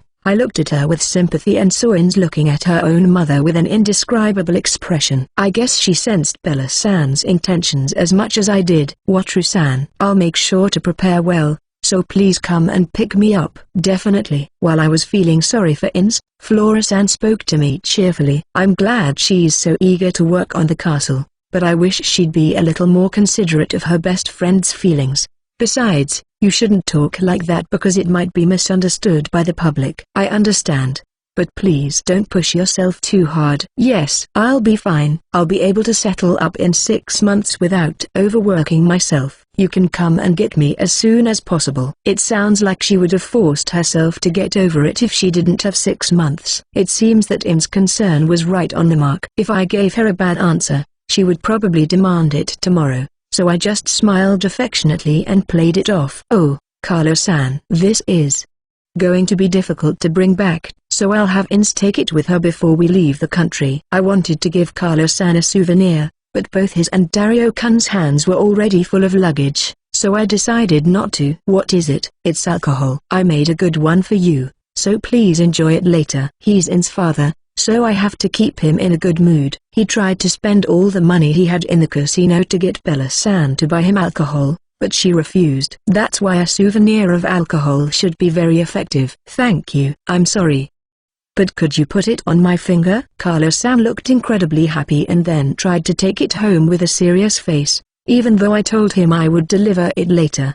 He seems so serious, but I feel a deep blood connection with Ins. On your finger? It's heavy. I'll have Ins bring it to you later, okay? I'm fine now that my level has risen. I see. No, I don't see that. I don't want to say that you owe me anything, but please don't use the level up effect on me for something like that. It can't be helped. I wanted to do it later, but I'll let Ins take it home. Ins must be mentally exhausted, so I feel a little sorry for her, even if it's her own family. Ins, send her home with the souvenirs. You can stay overnight if you want. I'll be right back. Come on, Mom, let's go home. Flora, don't make a fuss. Ins left very uncomfortably, carrying her luggage and pushing her family and friends away. I haven't said goodbye yet. I didn't have time to talk to Dario-kun or anyone else, so we just nodded at each other and went our separate ways. But they're all carrying their luggage to the limit, right? How much shopping did they do? Let's see. Wataru-san. We're staying at the inn after this, right? While I was worrying about In's family and Flora-san's savings, Alessia-san called out to me. Yes. We will only stay one night as I will be welcoming the gods the day after tomorrow. But what about you, Alessia-san, and the others? Can you use the ferry? Well, I think the mermaids are sending a messenger, right? Yes, they just promised to send a messenger, and they should be here soon. If they have not arrived yet, I will ask Ins and Felicia to stay at the inn and listen to what they have to say. Then I will check the status of the messenger before deciding what to do. Well, it would be safer that way. It would be best if the messenger had already arrived, and we could talk to them before they leave, but we won't know that until we get back to the inn. God's entertainment and manipulation of the ocean currents with the sea god's sacred treasure. Oh, come to think of it, I also have to sacrifice the treasures of the Duke's castle. It's hard to be so busy. Alessia-san. Regarding the matter of presenting the treasures of the Duke's castle to the king, could you present them to him without me, as you did with the Ryu's scales? It would be great if I could leave the country right after God's invitation. It would be a lot easier to feel better just to get rid of a schedule, wouldn't it? The mermaid issue is not off the table for me because I have to use the sea god's sacred treasure, not to mention entertaining the gods. So the only thing I can't get rid of is the matter of presenting the treasures to the king. I would be very happy if I could escape from this matter because, mentally, I hate giving treasures to the king the most. I don't think we should talk about it here, but I'll finish first. This time, unlike the time of the Ryu scales, we have to use the support of the Mage-sama, so we can't exclude Wataru-san, who is supposed to be closely related to the Mage-sama. Right. I knew there was only a small chance, but I guess I couldn't escape after all. Well, the dedication is the last, so let's do our best to relax when it's over. I thought we came here for sightseeing. That's right. I understood that I could not refuse to attend the dedication. For now, let's go back to the inn and decide our future plans. Although we were supposed to be at a resort, I had some thoughts about the situation, which was more exhausting than my usual work, but when it was all over, I would seriously slack off. Sightseeing is exhausting, and a week or so on a luxury liner in the open sea would be the perfect vacation. A week of indulging in movies, DVDs, and manga. May not sound like your normal life, but I think it would be the best vacation of all. Wataru-sama. A mermaid is staying at the inn to see Wataru-sama. When I returned to the inn, the landlady told me that a mermaid messenger was staying there. I'd like to rest now, but I want to be on the open sea by tomorrow afternoon, so I'd like to see her either tonight or tomorrow morning. Alessia-san, I would like to see the mermaid tonight or tomorrow morning, if that's all right. I feel like it's not polite to come back and suddenly want to meet him, but I hope he'll give me a break since I don't have much time in my schedule. I'll apologize when I see him. That's right. If that's what Wataru-san wants, it's fine with us, but is it okay that Ins isn't here? When Alessia-san checked with the other members, they all nodded in agreement that there was no problem. But she seems a bit confused. Maybe Alessia-san and the others are also tired. I don't know when Ins will be back, so I'll explain later. Ins will probably try to come back, but Carlo-san will definitely hold her back, so we can't wait for her to return. If Wataru-san says so, that's fine with us. You can wait until we get changed, right? Yes. There should be enough time for that. Well, Landlady-san. In that case, could you tell the mermaid that I am sorry for the short notice, but I would like to see the mermaid tonight or tomorrow morning? I will do so. After informing the mermaid, I will report to Watru-sama's room. Thank you very much. I don't know what will happen now, but I should go back to my room and clean up. Huh? I didn't really think about it, but the messenger is a messenger from the Mermaid Kingdom, so the messenger was sent by the country, right? I said something like tonight, but if I apologize, is it a matter of being forgiven? I feel like I'm being very disrespectful to the Mermaid Kingdom, right? Oh, that's why Alessia-san and the others were looking at me so awkwardly. I will call the landlady back now. No, anyway, if it's not tonight or tomorrow morning, there will be a break before we meet next time. Knowing the rudeness of it, let's just get on with it. Asterisk asterisk asterisk. Oh, it's right next to Pent's room. I was a bit relieved because the letter the landlady had received from the mermaid messenger said that the mermaid would be happy to meet me. But it feels strange to be a messenger from a country and to be in a room next to Pent's, doesn't it? Well, it can't be helped that the only room that draws water from the sea is on the ground floor. I decided to forget the subtle discomfort and knocked on the messenger's room, and a mermaid immediately opened the door. This mermaid must be the beautiful mermaid who waited behind Her Majesty the Queen. Is this mermaid the messenger? Watru-sama, I am sorry for summoning you here. I wanted to apologize first, but she apologized first. The reason she called me is because she doesn't want to spread the word that she can transform into a human with a sacred treasure, so there's no need to apologize. No, I'm sorry for asking to meet you on such short notice. When I apologized, the beautiful mermaid also apologized. At this rate, time was running out, so I'd better stop apologizing and continue with the story. You are Watru-sama, right? It's nice to meet you. I am Anne-Marie, the second princess of the Mermaid Kingdom. The beautiful mermaid led me into the room where the seawater was coming in, and I was greeted by the second princess, who had her upper body out of the seawater. Since Her Majesty the Queen came to see me, it's not impossible that the princess came as a messenger. Why a Lily mermaid here? No, she's cute, but I'm not into Lily. Okay? Striving for the Luxury Liner, Volume 12 Chapter 9. Thanks to Bird90677 for the Kofiya and this chapter. Join our Patreon to get more chapters. Enjoy. 518 Chapter 9. Princess Anne-Marie. After successfully completing the Luxury Liner cruise and power leveling that Bella-san and the others were invited to, I returned to the Mermaid Inn to find that a messenger from Her Majesty the Queen of Mermaids had arrived. Deciding to meet her in a hurry, I went to the messenger's room and found a Lily mermaid. Yes, she's small, but you can definitely feel the blood relationship with Her Majesty the Queen. Her hair, which reminds me of the deep blue sea, is the same, and her white skin is young and looks better than the Queen's. It's a shame about the symbol of motherhood, but this is something to look forward to in the future. Oops, that's not good. When someone greets you, it's rude not to return the greeting. My name is Wataru, Princess Anne-Marie. It's a pleasure to meet you.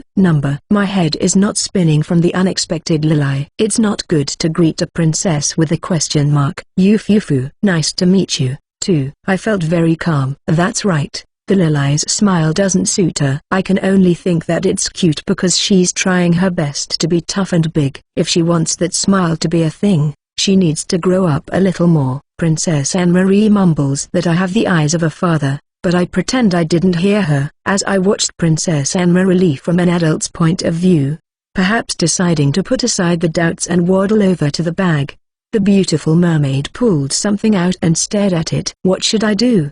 Princess Anne-Marie. Here it is. While Princess Anne-Marie and I stood frozen, the beautiful mermaid quickly stepped between us and reverently handed over something she had taken out, saying it was a letter from Her Majesty the Queen. I unintentionally accepted it as if I was receiving a diploma at a graduation ceremony, but was I right? Before that, what should I do with this letter? Should I look at it now? I've never received a letter before, so I don't know what to do. Well, should I look at it here? I am sorry, I'm not familiar with the etiquette of such occasions. I know it's embarrassing in front of the Lily Princess, but as they say, to ask is a temporary disgrace, not to ask is a disgrace for life.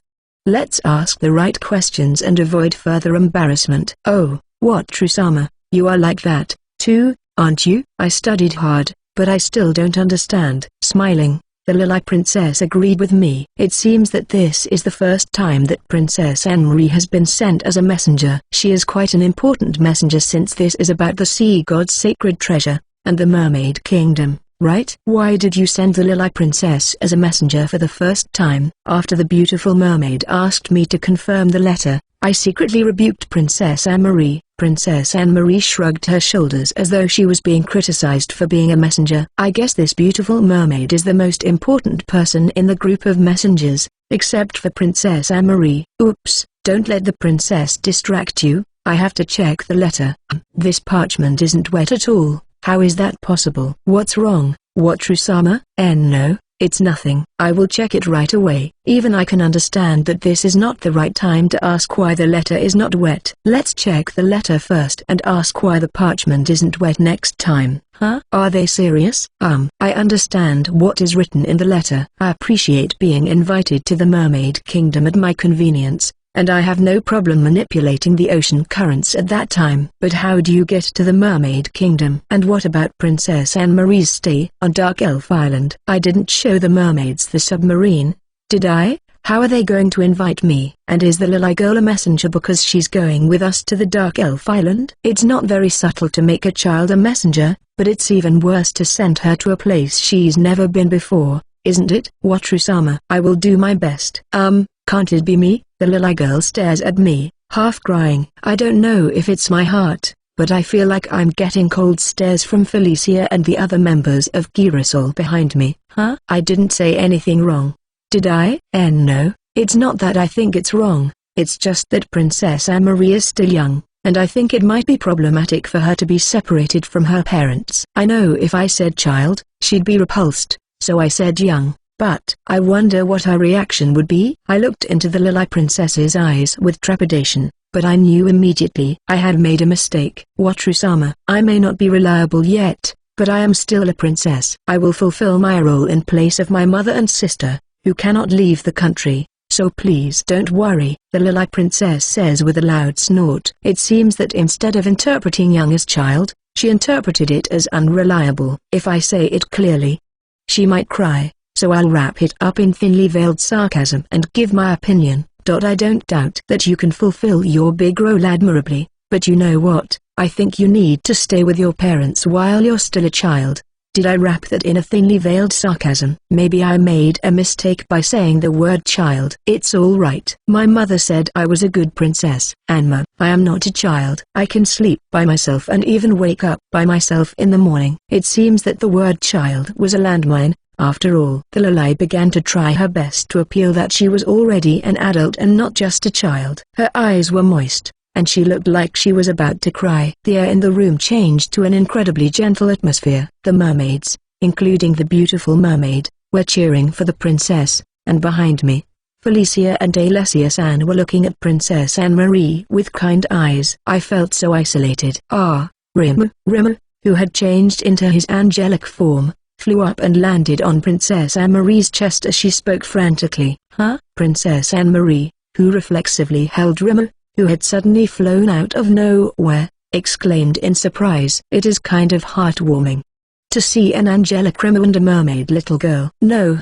it's kind of a stubborn meeting, but it would be bad if a slime interrupted the meeting with a country's messenger, even if he's tamed. He's cute, though. Rimu, you can't do that. Come here, Princess Anne-Marie. I'm sorry. There is no danger.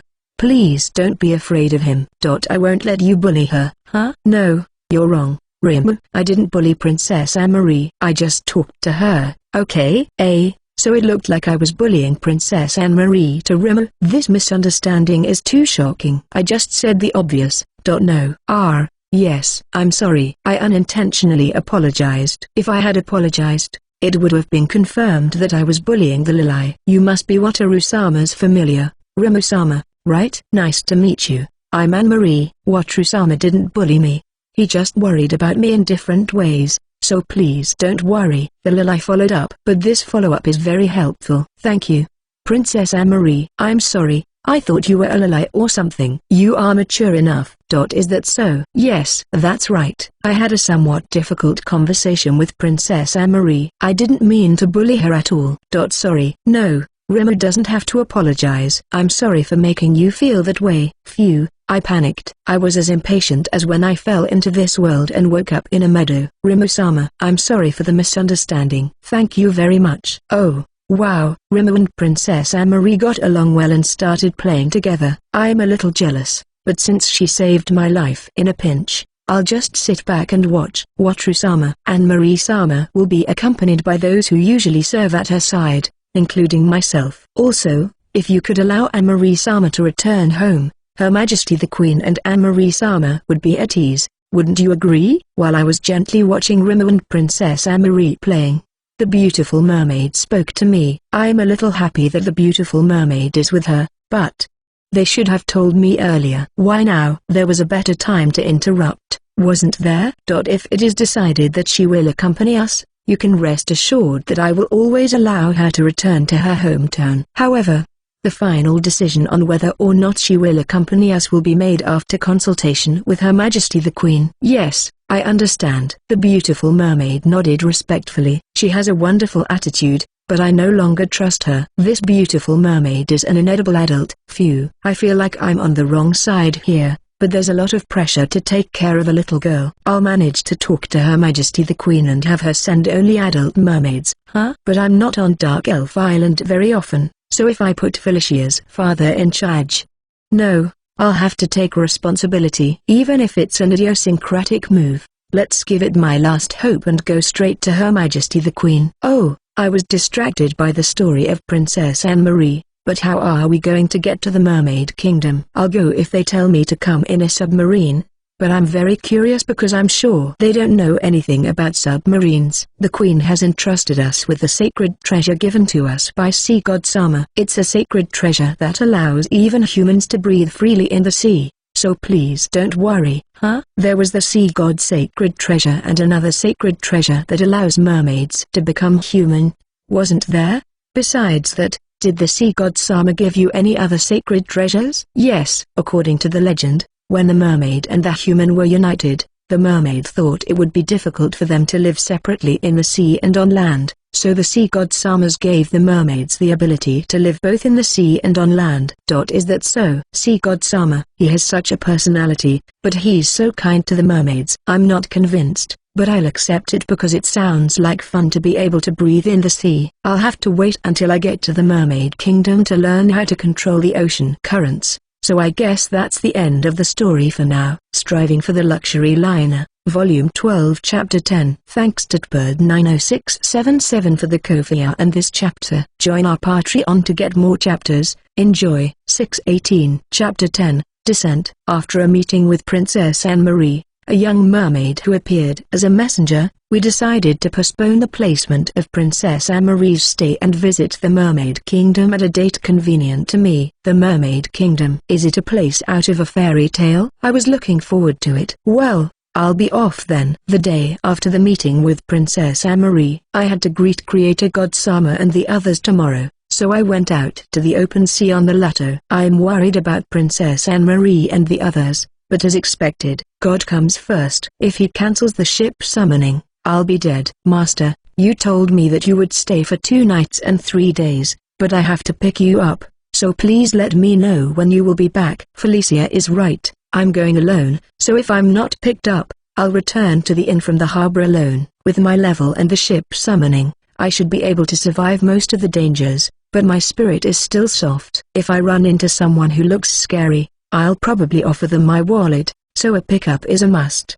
But the time to leave is difficult. If everything goes as planned, Creator God Sama and the others will return at 5 p.m. on the last day, and from there, it will be a 3-hour boat ride. But I think the time will be delayed because Creator God Sama will be selfish, and the God of Magic Sama will not want to leave the library. Well, I'll be back the morning after the last day. I'll be back around 9 in the morning. It would be better to stay alone overnight and come back in the morning than to make everyone wait for something unplanned. I understand. I'll pick you up then. Yes, I will count on you. Oh, and take care of Princess Anne-Marie and the others. Okay? Yes, I will come and talk to them while Master is away. It seems strange for Felicia and the others to show up in the room of a messenger from Her Majesty the Queen to talk to her. But the beautiful mermaid, named Lisan, says that she wants Princess Anne-Marie to learn about the life of humans on land through this visit, and we were chosen to be the people to talk to her. And although there was definitely something behind it, I felt sorry for the child to be bored, so I said yes. I'll come with Felicia, so you don't have to worry about that, Master. Ins confidently promises to do so, but she came back last night in the middle of the night after being held back by her family. Mainly by Carlos-san, so she hasn't met Princess Anne-Marie and the others yet, has she? How can she be so sure? Well, Ins, don't talk to Princess Anne-Marie about gambling, debts, or anything that could have a negative effect on the land. I'm a little worried that Ins might find it amusing and give Princess Anne-Marie a negative image as well. That's rude. I wouldn't talk about it with a child. It's been quite a while since we started working together, so I've come to understand Ins' feelings a bit. Alessia-san and the others too, please. Yes, we won't talk about anything weird, so you don't have to worry. Haha, yes, please. For a moment, I had a feeling that Alessia-san and Ilma-san wouldn't be okay, but Dorothea-san and Claretta-san were there, so I guess they'd be fine. Marina-san and Carla-san are. Marina-san has Fu-chan, and Carla-san is pure, so I don't think there'll be a problem. Well, I guess I should go. After all, I communicate with Rimmer, who will be staying at home, and I ask Felicia to take good care of Pent and get on board the Lato. Well, a lot of gods are coming to have fun, so I should increase the number of Saparabi when I summon the Chris on the open sea. ******. Creator God descend. While I was waiting for Creator God Sama and the others at the church on the Chris at the appointed time, suddenly, the inside of the church was colored with colorful lights as if it was a magical girl transformation scene. Then, out of that colorful light, Creator God Sama appeared with a big smile on his face. Maybe it was my imagination, but did I see star-shaped markings on the words? Was Creator God Sama's descent so easy? Wataru-kun. It's the descent of the Creator God. I think you should welcome it more enthusiastically, don't you? Creator God Sama asks me with an unhappy look on his face. It's me who wants to make an unhappy face, but that doesn't mean I can make an unhappy face at Creator God Sama. Has God of Light Shama come down yet? Please hurry. Wataru-kun? The God of Light has not come down yet. It looks like I have to deal with him. It would have been easier if he had come down to play right away like he did last time. Well, if you ask me, there was no such instruction last time, and I didn't know how to react. But, Creator God Sama, that was awesome. Ha ha ha. Well, I am the Creator God. You may be at a loss for words. Yes, I'm a generous person, so I don't mind if the welcome is a bit shabby. Well, I'm going to have fun. Creator God Sama, perhaps refreshed by the lame compliment, walked out of the church laughing. I wished he would have come down and played normally from the beginning without any unnecessary theatrics. Well, I'll take that as better than being harassed here. But why is the Creator God Sama like that? Is this world going to be okay? Wataru-san? Oh, God of Light Sama. Long time no see? While I was worried about the direction of this world, the God of Light Shama came down before I knew it. Fufu. We just met in the heavenly realm the other day. So, Wataru-san. Creator God Sama descended to the lower world first. I can't find him. Is he around? We just met the other day about Sea God Sama. Didn't we? It was a bit sudden, and I was careless. But judging from what God of Light Sama said, it seems that Creator God Sama descended a little too quickly. It's only for a short time, so I hope he will behave properly as a group. People who act selfishly on a trip are looked at with cold eyes. Creator God Sama has already gone to play. Well, that's okay. It's not like there's anything important to do. I'm sorry for the trouble he caused you, Wataru-san. The God of Light Shama apologizes for assuming that Creator God Sama caused the problem. I feel a sense of confidence that there is no way that Creator God Sama would not cause trouble for others. No, I was just a little surprised and not bothered. There is no need for God of Light Shama to apologize. In fact, the staging was a little excessive, and he even complained a little. There's nothing wrong with flattering God, and there's nothing wrong with that. It was just a little annoying. Is that so? I was worried because he was so enthusiastic, but I was glad to hear that there was no problem. Yes, there was no problem at all. So you are okay with the same process this time as last time, right? Yes. After a while, the gods, whose purpose was to have fun, will descend. After that, The gods who will be appointed as staff by Wataru-san will descend. Is that okay? Yes. When I finished talking to the god of light Sama, the gods descended at the right time. I don't know which gods most of them are, but some of the gods I recognize came down, waved lightly at me, and walked out of the church. There was the god of magic Sama, the god of war Sama, the god of entertainment Sama, and some other gods who had been beaten to a pulp by the goddesses. Ah, that's the sea god Sama. Wataru, I see you met the mermaids safely. I'm counting on you to take care of them. With that, he patted me on the back and left the church. He seems a bit relieved, but it's interesting that he actually has a soft spot for the mermaids. While I am waiting for the gods to come down to the Chris, the goddesses, including the goddess of the forest Sama and the god of gastronomy Sama, whom I have been waiting for, descend to the Chris. They are as beautiful as ever, but I get a date with the goddess of the forest Sama and the god of gastronomy Sama, both of whom are so beautiful. I feel like I'm doing something incredibly wrong, but that won't stop me from doing it. I'm sad that I won't get a reward because this is a temporary invitation. I wanted to feel sad, but the presence of so many goddesses was beautiful and lifted my heart on its own. I am so simple. I greeted the goddess of the forest Sama, the god of gastronomy Sama, and the goddesses with a smile on my face. Wataru-san, we're all here now, so let's get started. I understand. Then let me show you around. I led the goddesses to the beauty clinics, cosmetic stores, accessory stores, etc., and appointed them as staff members. The goddesses enjoyed themselves on the Chris, which had a different atmosphere from the castle. It was a real feast for my eyes. Well, that completes the staff appointments for the beauty clinics and clothing stores. Next up is food. Do you have any requests? Well, I'd like to request a Japanese restaurant because I've always wanted to go to one. I've looked at it from time to time, but it has a different atmosphere than the castle, and I'm very interested. Oh, the god of gastronomy Sama is interested in the Japanese food at the Chris. The Japanese food at the castle is not bad, but it is a little different from the Japanese food at the Chris because it is seen from overseas. God of gastronomy Sama, can you cook a lot of dishes for me this time? Yes, of course. You give me the opportunity to cook a lot of dishes, so I would like to do it for you. All right. I'll get a home-cooked meal from the god of gastronomy Sama.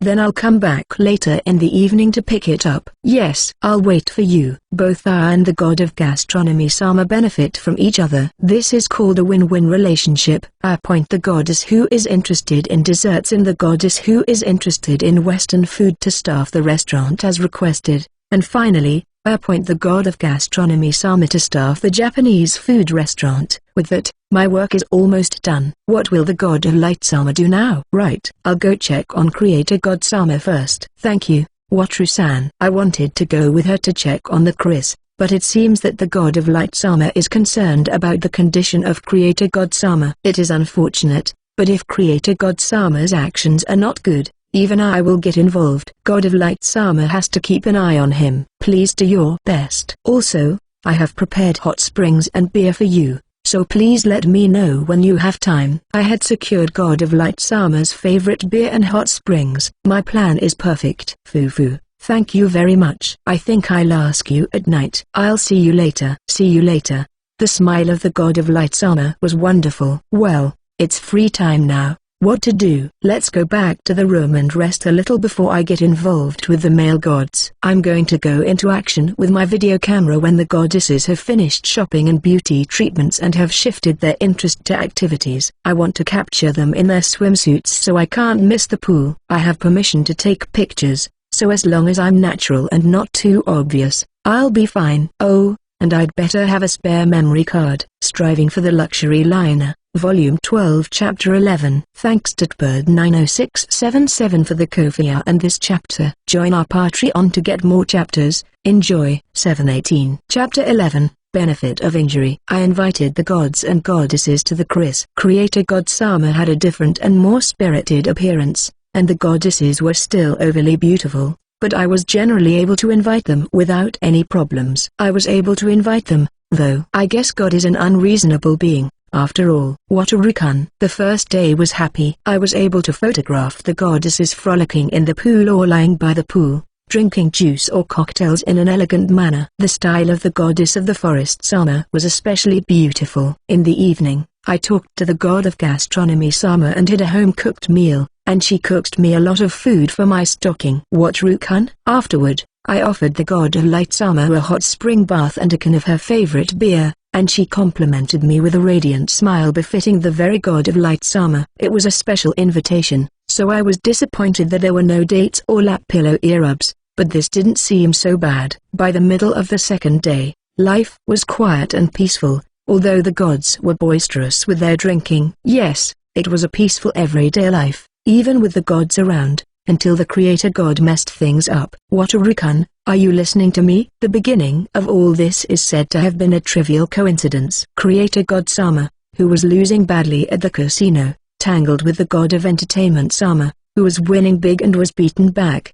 The creator god Sama, in a tantrum, challenges the god of entertainment Sama to a reckless game, and for some reason, they play a game in a video arcade. Of course, he loses the game and is then thoroughly taught how to play the game from a superior perspective. Hey, Wataru-kun, hey, why would creator god Sama challenge the god of entertainment Sama, who is also the god of entertainment Sama and who enjoyed playing games on the castle so much, to a game? There is no way he can win. Is creator god Sama stupid? You should look at your opponent before you challenge him to a game. Well, if that were the end of it, my peaceful life would not have been ruined, but the creator god Sama, annoyingly, does not stop there. Creator god Sama, who was in a bad mood, took the stress of being overwhelmed by the god of entertainment Sama and took it out on the booze-drinking, noisy, and voracious gods. It seemed that he was already cursing them with a refreshing smile on his face. Ouch! Creator god Sama, please don't hit me, it hurts. That's because you ignore me. You have grown up ignoring the words of the creator god, haven't you?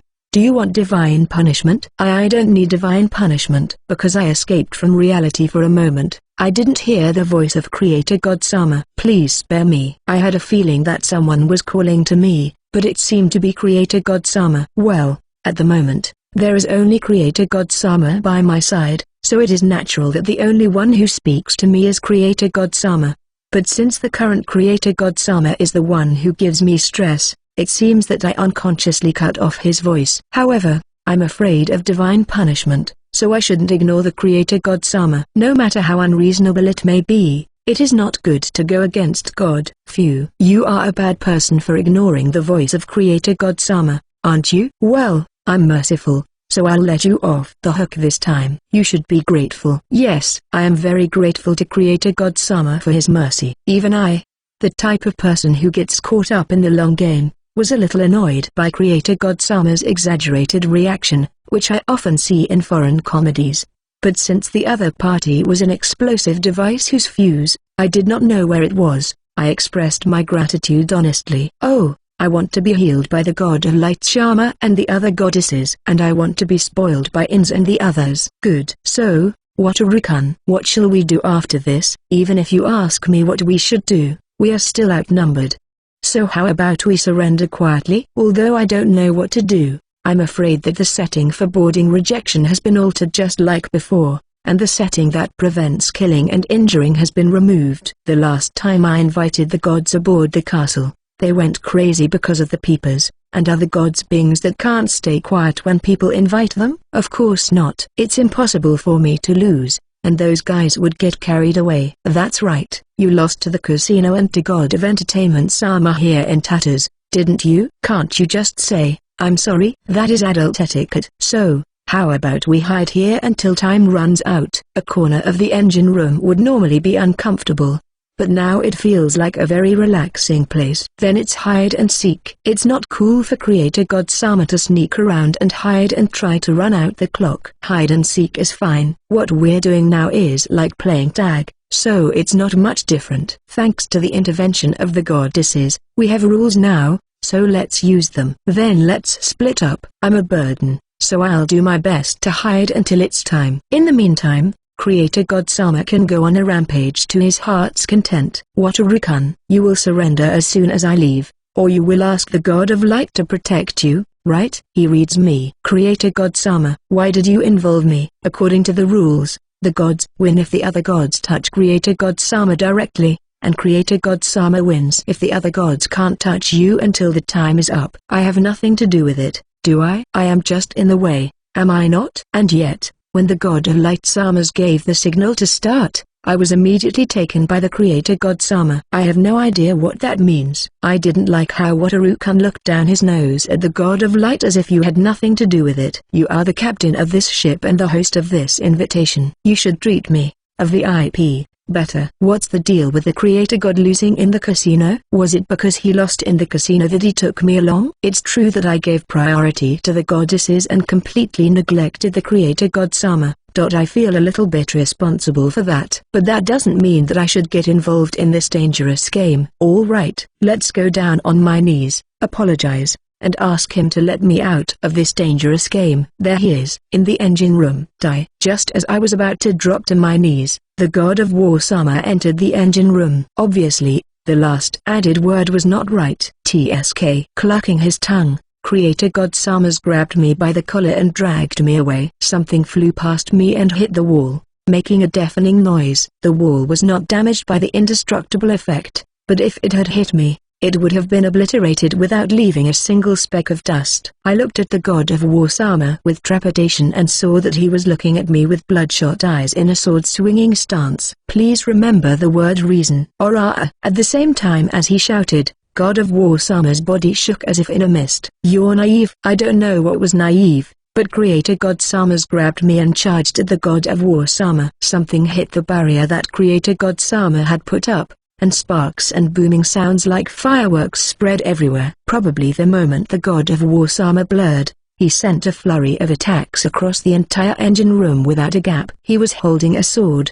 and I think it was a sword pressure attack or a vacuum bleed or something like that. Ha ha ha ha ha ha ha. Immature, immature. Do you think you can deal with me with such a lukewarm attack? Are you perhaps being cautious of him? Don't worry. Even if the God of War gets serious, you won't be able to reach me or Wataru-kun. Come on, let's try harder. You are the God of War, after all. Foo-foo. The Creator God Sama passes by the God of War Sama while unnecessarily agitating the God of War Sama. The moment we passed each other, my eyes met God of War Sama's eyes, which looked like he could kill a man just by looking at me. I was impressed that he didn't hesitate. When we stepped out into the hallway, the gods who had heard the voice of the God of War Sama and had gathered there attacked us all at once. Normally, I would have despaired, but my vision was shaking up and down, left and right. By the time I realized it, I had survived all the attacks. Creator God Sama was laughing and blowing away the gathered gods. I think Creator God Sama is trying to keep me from being hit by the G-forces, but if I had been hit by the G-forces, I think my body would have been torn apart. Whoa. Wataru-kun, you're so dirty. Even without the Gs, it was natural to feel sick after being shaken so much. I vomited normally. Creator God Sama, I can't take it anymore. Please leave me and at least run away. Creator God Sama. With my face covered in vomit, I asked Creator God Sama, isn't it cool for the Creator God to be together with Wataru-kun? It can't be helped. I'll let you go. Creator God Sama looked at me with a disgusted look on his face and decided to let me go. I never expected the day to come in my life when I would be grateful for vomit. I guess that's what you call a benefit of injury, right? Oh, please put me in one of those rooms if you can. If left unattended, I will die. I gathered my last ounce of strength to make the request, and Creator God Sama, in a bored mood, threw me into the nearest room and left. I quickly locked the room and breathed a sigh of relief. For now, let's take a shower and soak in the hot water. I have learned my lesson. I want to focus my attention on the goddess alone, but I need to pay proper attention to the other gods as well. Especially Creator God Sama needs to be treated with an excessive amount of hospitality. Creator God and God Alliance. I don't know who will win,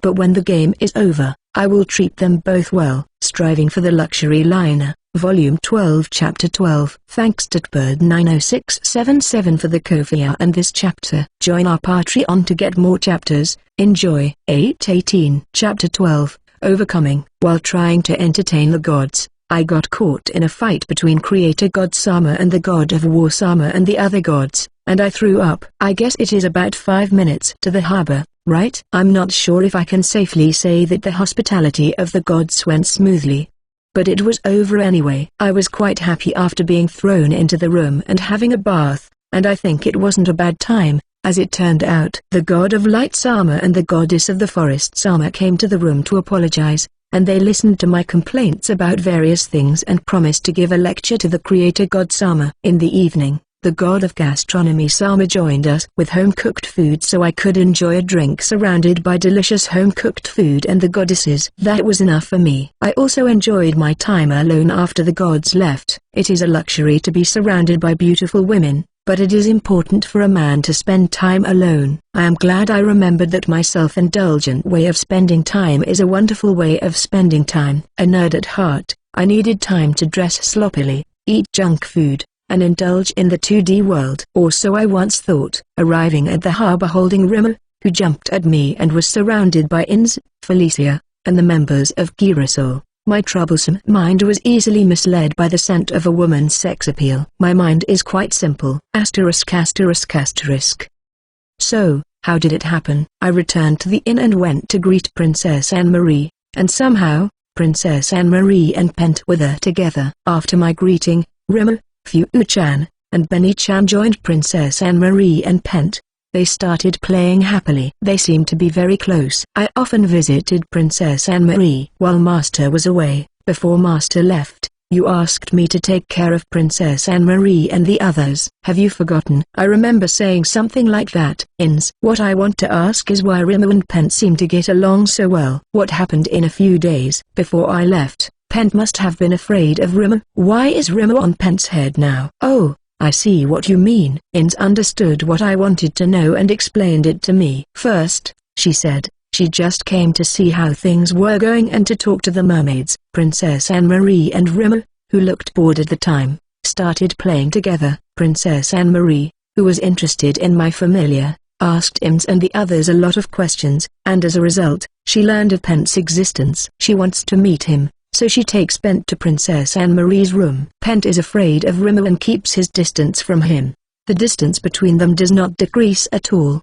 Princess Anne-Marie is curious and asks Ins a question. Princess Anne-Marie, who understands what is going on, is inspired and says that she will do something about it. Princess Anne-Marie's efforts to calm between Rimmer and Pent bring them closer together. After that, they become good friends while playing together. Ins children are amazing. I thought it would be impossible for them to get along until Pent grew up and got over his trauma, but he did while I was away for a while. Thanks to Princess Anne-Marie. Yes, I should do something to repay her. 3 slimes of different colors, a baby sea serpent, and a little mermaid princess. It's a combination I don't understand, but it's a funny sight. It is thanks to Princess Anne-Marie that this sight can be seen, so I must be sure to thank her for it. Princess Anne-Marie said that if she could help Watru-sama, she would be recognized as a real adult. If you want to thank her, she might be more pleased with a word of thanks than a gift. I have a feeling that if I express my gratitude to her, I would inadvertently allow her to stay on the Dark Elf Island. I appreciate Felicia's advice, but it's not the same as this. Let's muddle through this time with an assortment of sweets from the Chris. Watru-sama, I'm sorry to interrupt your pleasant conversation,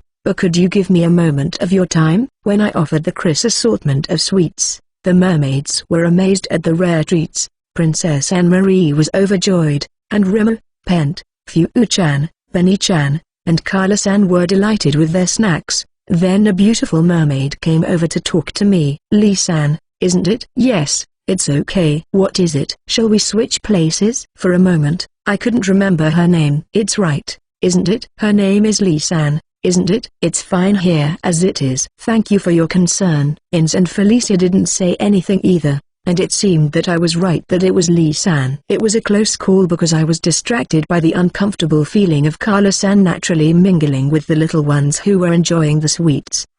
It seems that Lee-san wants to know our plans for the future, even if it's only roughly. It has been decided that I can visit on any day that is convenient for me, but she would appreciate it if I had some idea of the schedule so that she can make preparations for hospitality. Normally, I would feel stifled by such hospitality, so it would be unnecessary and rather annoying. But with the hospitality of the Mermaid Kingdom, it's a different story. It's exciting to be entertained in the Mermaid Kingdom because there's even the possibility of dancing sea breams and flounders. T/N, I'm not really sure about this. It's probably from The Legend of Zelda. Well, please let me know if anyone knows about it. My original plan was to present the treasures of the Duke's castle to the King of the Aquamarine Kingdom and leave this country, But considering the visit to the Mermaid Kingdom, what would be better first? Even if I asked to meet the king because I was offering him the treasure, they wouldn't let me meet him right away, would they? When we offered the Ryu scales,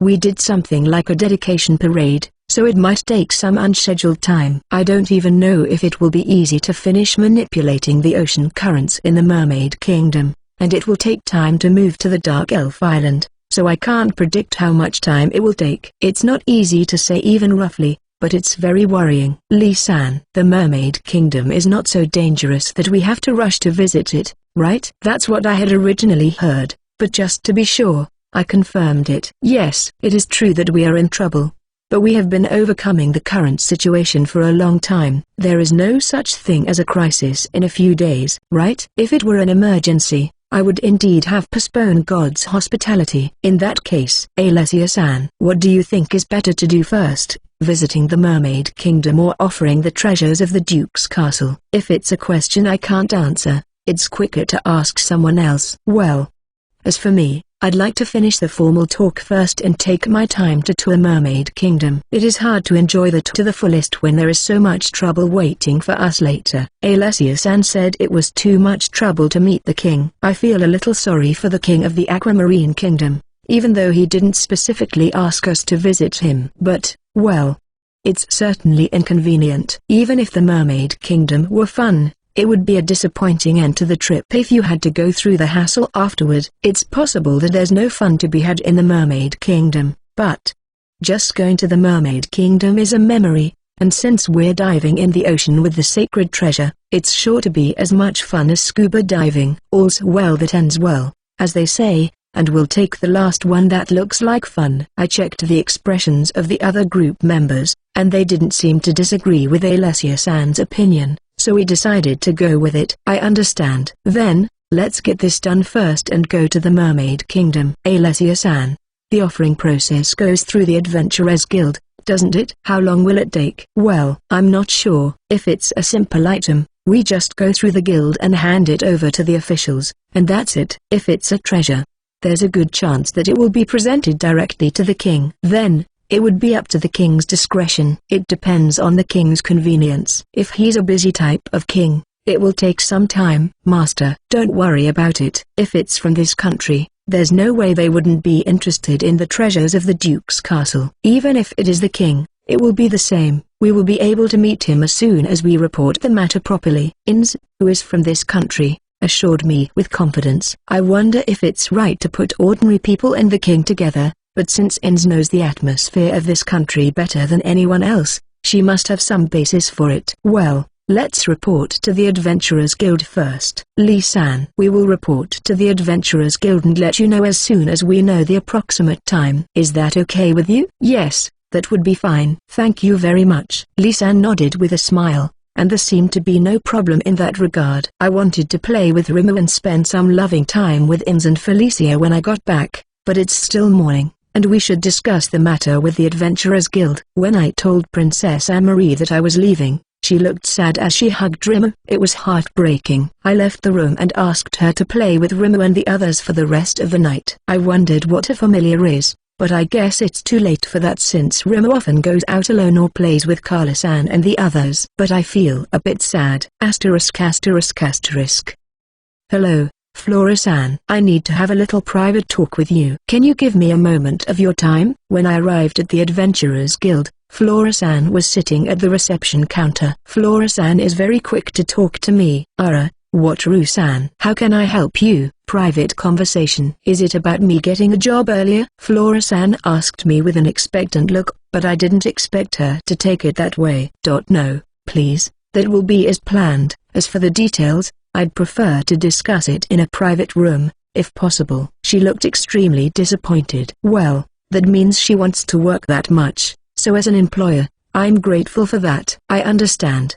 Please wait a moment. Flora-san, who had returned to the face of a receptionist, got up from her seat and went to someone who looked like a higher-up in the back. She must have gone to get permission. Well then, let me show you the way. Flora-san returned and led me to the private room. On the way there, Flora-san told me with a smile that she was having trouble being the center of attention because of her good looks polished on the Chris. I didn't know what to say, so I half smiled and went through with it because I was more troubled than she was. What would have been the right answer? Striving for the luxury liner. Volume 12 Chapter 13. Thanks to Bird90677 for the Ko-fi and this chapter. Join our Patreon to get more chapters. Enjoy. 918 Chapter 13. Preparation. When I returned from serving the gods, I found that the relationship between Remo and Pent had been restored. After that, I was asked about the approximate timing of my visit to the Mermaid Kingdom, so I decided to wait until after the presentation of the Duke's castle treasures to the King of the Aquamarine Kingdom and went to the Adventurers Guild to finalize the timing. Flora-san showed me to a private room, and I took a sip of the tea she had served me. I've become quite friendly with Flora-san, so it's okay to make some small talk. But I'm afraid the beauty talk I just skipped will come up, so let's get right to the point. Flora-san, do you remember the map I got from Flora-san the other day? A map? Oh, it's a map of the Duke's castle in the sunken city. It is not so much that I gave it to you but rather that it was snatched from me out of spite, but I do remember it. Flora-san's face twisted in displeasure. Yes, I am aware that I was insistent back then. But since I am about to become her employer, I would like her to hide her displeasure a bit. Besides, everyone except Felicia, Alessia-san, and Ilma-san, who were with me at that time, are looking at me like what she's done. If I don't clear up the misunderstanding later, they might imagine something strange. Master, did you put your hands on Flora? The misunderstanding was immediate. Moreover, Ins, who was supposed to be my slave, grinned at me and threw a bomb that I didn't understand. But I am also growing as Ins' master. Please don't think that I will be defeated forever. Ins, I think we'll have a few more chances to meet when Bella-san goes to work on the castle. What do you think? I look at Ins with the feeling, even if I don't say it out loud, that Bella-san's training is half over. Master, could it be that you're trying to threaten me? Foo-foo. In's complexion changed. It seems that she understood what I wanted to say. Threaten you? I never said anything like that. I just wondered what you would think since we're going to see each other more often. This is not the right time to ask that. This is a threat. This is a breach of contract. I'll appeal to the god of commerce Sama. I didn't sign a contract that says I can't see In's mother. Did I? Ins closed her mouth with a frustrated look on her face. I won. It was a lousy threat to inform her parents, but I had won against Ins. This is a historical victory. This is not good. Lots of pity in the looks of the women around me. It is indeed unbearable to be looked at like this, even by the kind Claretta-san. Let's seal off the threat of informing Bella-san from now on. Let's leave the jokes at that, shall we? So, the Duke's castle in the sunken city, we were able to go there and conquer it. Therefore, we would like to offer some of the treasures we got from the Duke's castle to the king, so please let the Adventurers Guild act as an intermediary. As for the main party, it's Girasol, an A-ranked adventuring party. Flora-san looked at me with a face that said she didn't understand what I meant. It seems I managed to change the subject. We conquered the Duke's castle in the sunken city. Moreover, we had conquered it before inviting Flora-san and the others to the quiz. The truth is, the purpose was to raise my stock in In's family, which had plummeted, but it skyrocketed after I invited them aboard the quiz. So it turned out that I was just looking for romance. But, well, since we can go to the Mermaid Kingdom thanks to the sea god's sacred treasure, the result is okay. Wataru-san likes jokes, doesn't he? She will not believe me. It's not a joke, it's a fact. Again, I'm sad that my words are so unconvincing. Flora, when Master invited you to the ship, you saw the sea serpent's child, didn't you? We also brought that child from the Duke's castle. Flora-san froze at In's words. Her head started moving like a rusty robot. She seemed to be checking with the other ladies to see if it was true. So you're not joking, lying, or playing a prank, but you did conquer the Duke's castle? Yes, we did. The fact that all the women nodded made her believe it for a moment. It seemed to be the most convincing thing that all Girasol nodded. The trust of A-rank is amazing. How did you conquer it? There was the sea serpent's nest under the sea. It's more of a surprise than I expected. That's how famous the sunken city of Duke's castle must be. I told you I could borrow a ship that could dive into the sea. Well, I borrowed it. And the strategy is a secret. When I told her, Flora-san told me that it was called sinking. It wasn't that long ago, but it's a fond memory. Do you have any proof? Even if I believed it, I don't think others would. I need solid proof, especially if the story is to be told to the king. Flora-san's mood changed.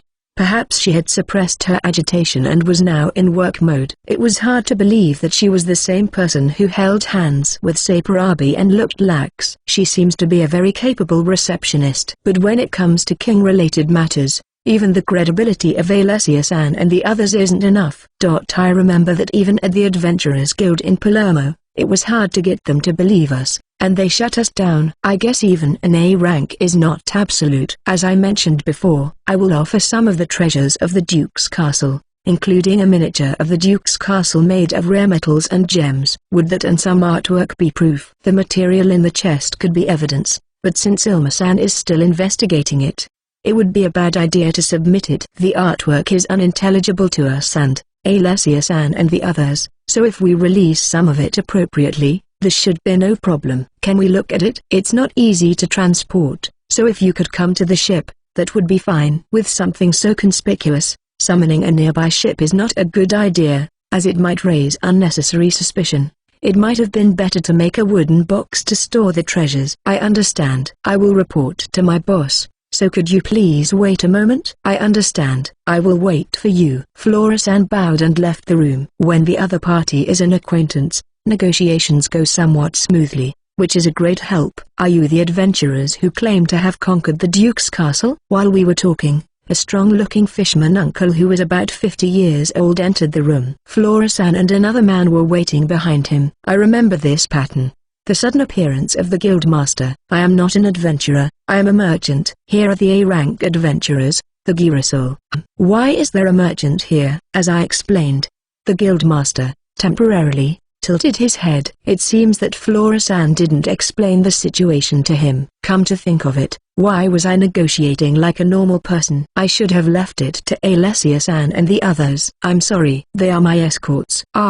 Yes, it's better for them to explain it to you than for me to explain it to you. No, there's no problem. Anyway, we'll talk about it after we confirm the treasure to be offered. Let's go. Let's go, you say? Will you go to my ship now? It's a little early to talk about that. Besides, I didn't disguise the inside of the Lotto, and I didn't put the treasure outside, so it would be a problem if they came now. Wait a minute, please. We have our own preparations to make. So you can't just show up like this. There is no need to make any preparations. I don't care if the ship is messy, and I don't need any extra hospitality. It would be nice not to have to worry about that. But there is a limit. And I wasn't thinking about hospitality. I'm the one who cares. Please at least give me time to prepare. Oh, so when is a good time? When? I don't need that much time since all I want to do is disguise the ship and get the treasure out. Can we do it in an hour? The guildmaster, temporary, looked at the man behind him. If we can do the paperwork beforehand, that's no problem. Was the man behind him a secretary? At the mention of paperwork, the guildmaster, temporary, looked a little uncomfortable. I guess he doesn't like the word paperwork. The words and actions of the guildmaster, temporary, are also very open, and he seems to have been an adventurer. Are all guildmasters in the Adventurers Guild like that? I would like to meet an intellectual guildmaster or a guildmaster who started his career as an Adventurers Guild employee. Perhaps there is a rule that the guild must have a famous adventurer who is the face of the guild. I understand. I'll be there in an hour. Flora knows where it is, right? Yes, I know where it is.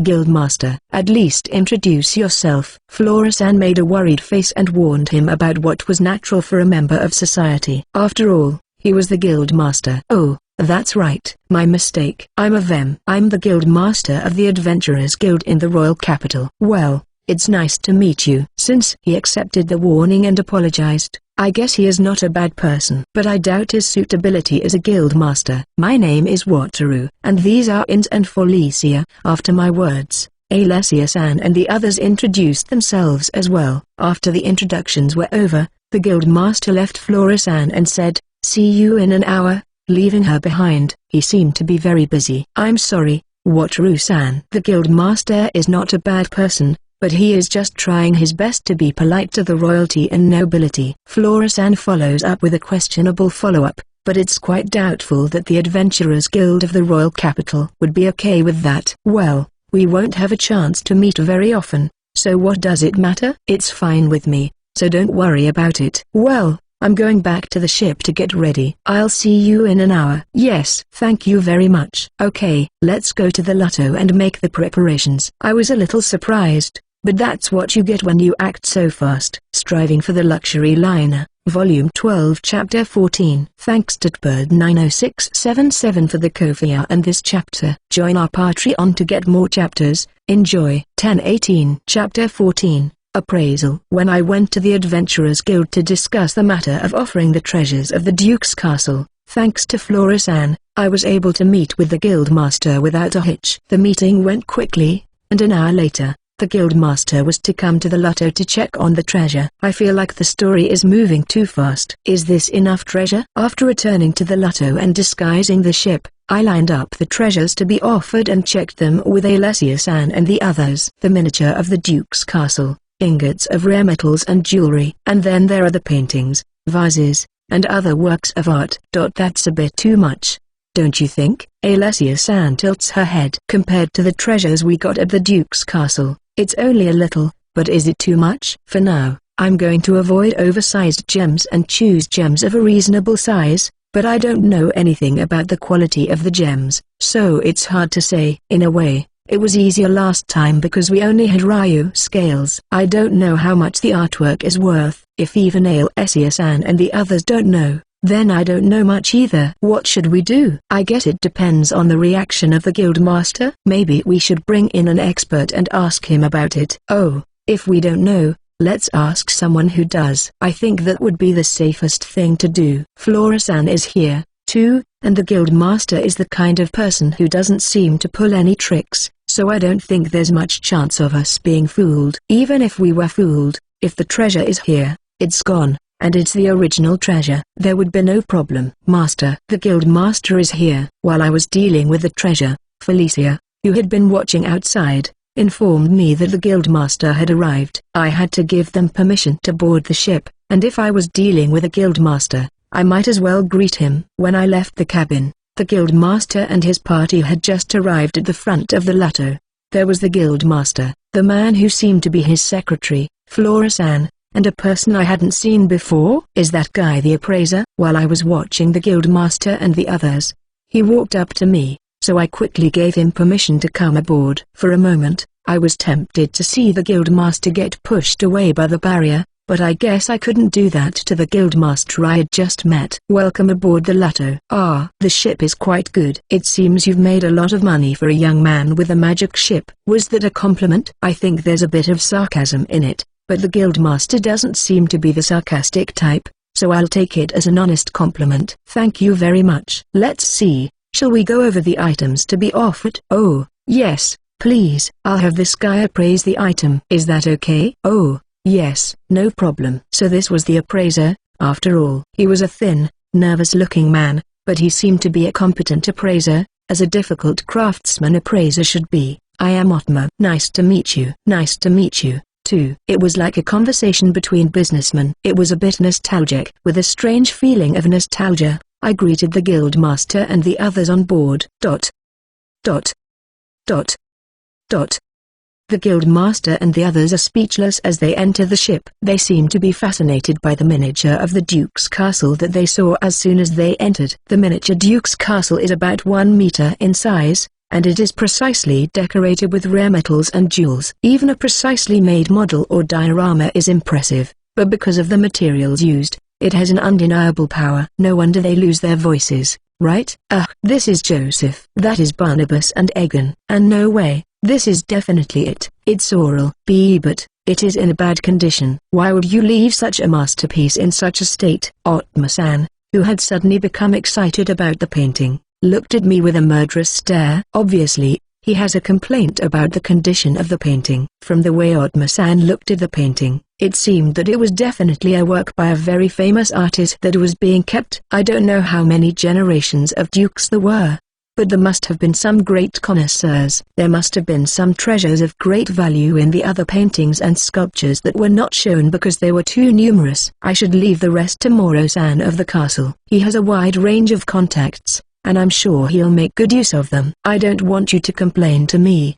The painting is exactly as it was when I found it, so it is only due to time that it has deteriorated. But it is not a work of art that should be placed so carelessly. It seems that he did not like the fact that the painting was placed carelessly on the sofa. I guess it was only natural. However, I don't know how to keep the painting, and I can't explain that putting it on a rubber boat and taking it back would stop time. Can't I just offer it as it is? I don't want to offer it to the king if it's in bad condition because he might be angry with me. No. This should be presented to the king. It should be entrusted to the best restorers of the castle and kept in the best possible conditions in the castle. Otma-san said enthusiastically. He seemed to be a cool-headed man, but he was surprisingly passionate. It's possible that a nervous person lost his temper over the state of the piece, but, well, I don't care either way. Otma calmed down a bit. Just as I was about to drop the matter, the guild master joined the conversation. But they will give it to us. That's fine. But more importantly, are you sure that these offerings are from the Duke's castle in the sunken city? The guild master hit the nail on the head. Yes, I know. Otma-san was so busy looking at the artwork that he forgot to mention it. But that's what they were here to find out in the first place, right?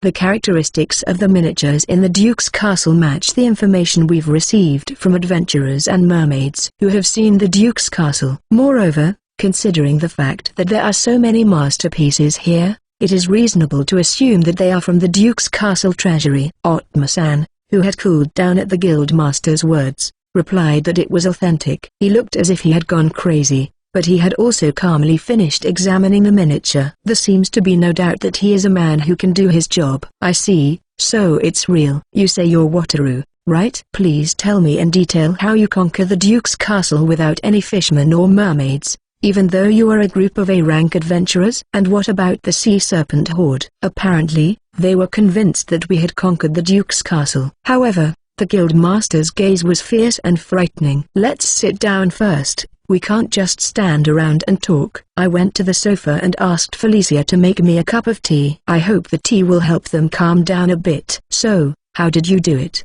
The Duke's castle is a legendary castle in this country. Many adventurers have tried it and given up. I tried it myself, but I failed miserably. How did you conquer it?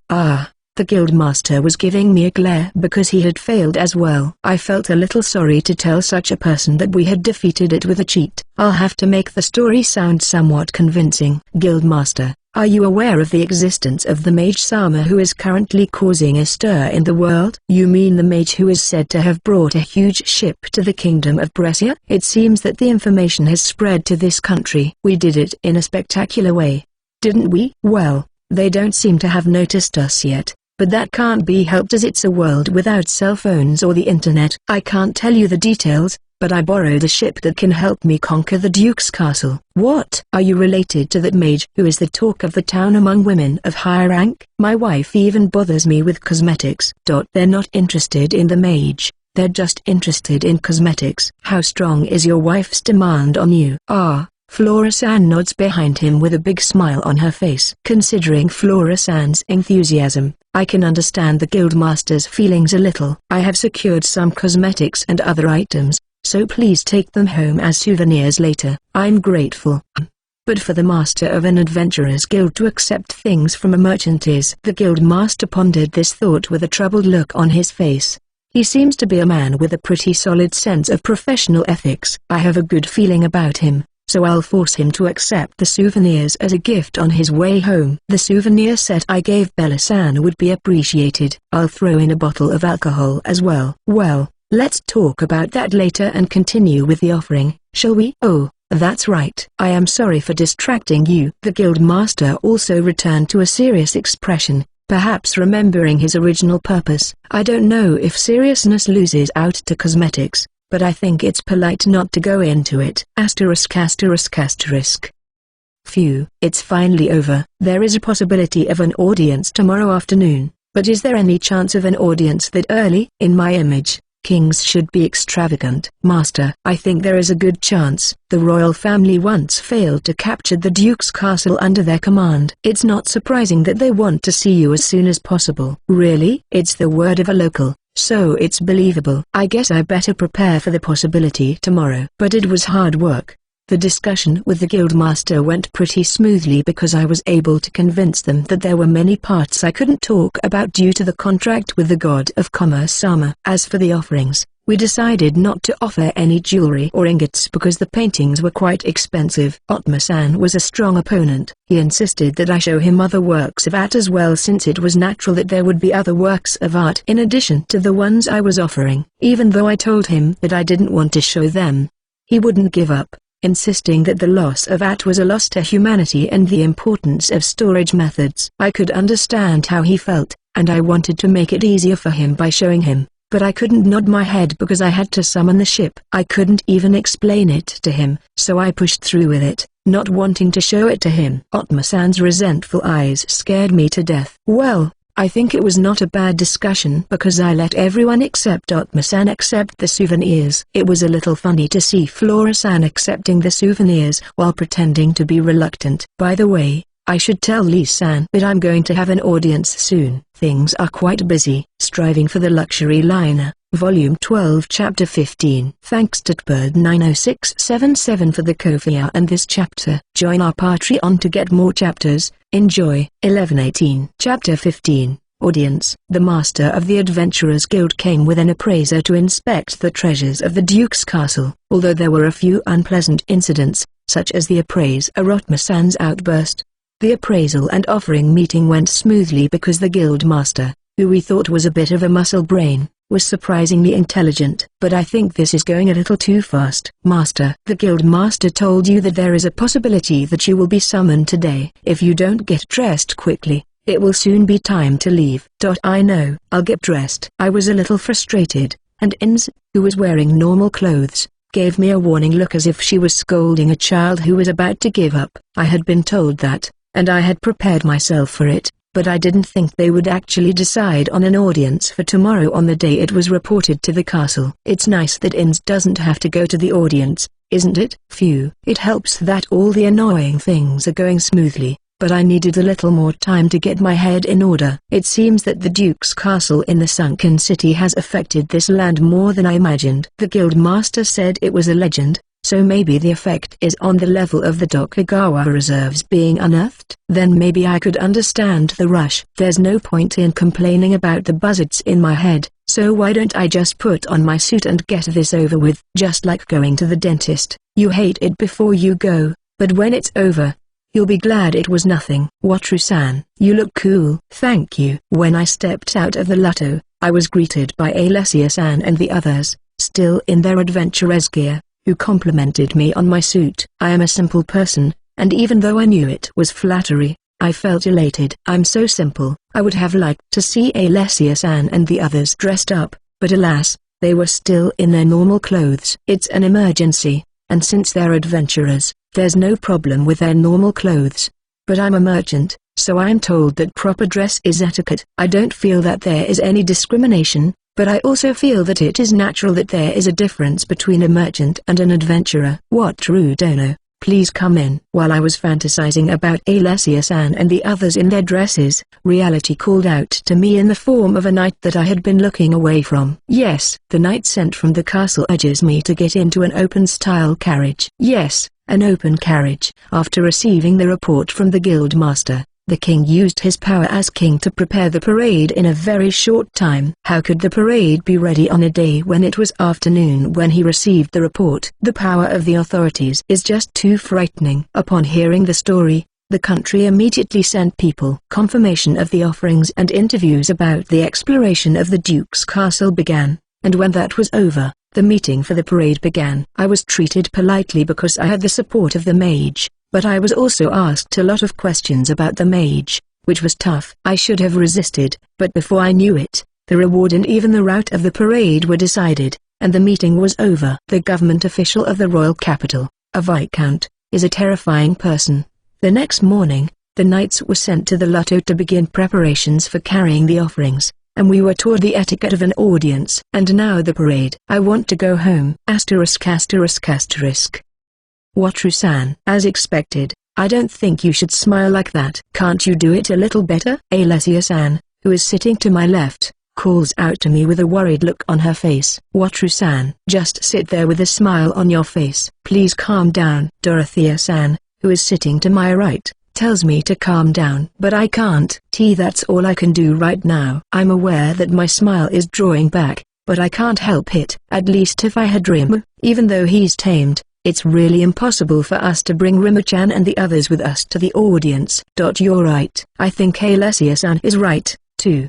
But it is also true that if I could rub Rimuru, I would have felt calmer. Without something to stabilize my mind, it's impossible for me to calm down in a situation like this. The parade left the harbor. Many people gathered on the main road leading to the castle and cheered. In the middle of the parade, a horse-drawn open carriage is moving. Behind the carriage is a miniature of the Duke's castle of the sunken city, carried like a portable shrine. Well, it is still good that the miniature of the Duke's castle is being carried by human power while showing its glittering appearance. The speed is slow because it is human-powered, and the carriage slows to a crawl to keep up with it, so it takes forever to reach the castle. I have the desire to hurry and get the carriages out of this hell. But that's not the worst thing because it diverts the gallery's attention.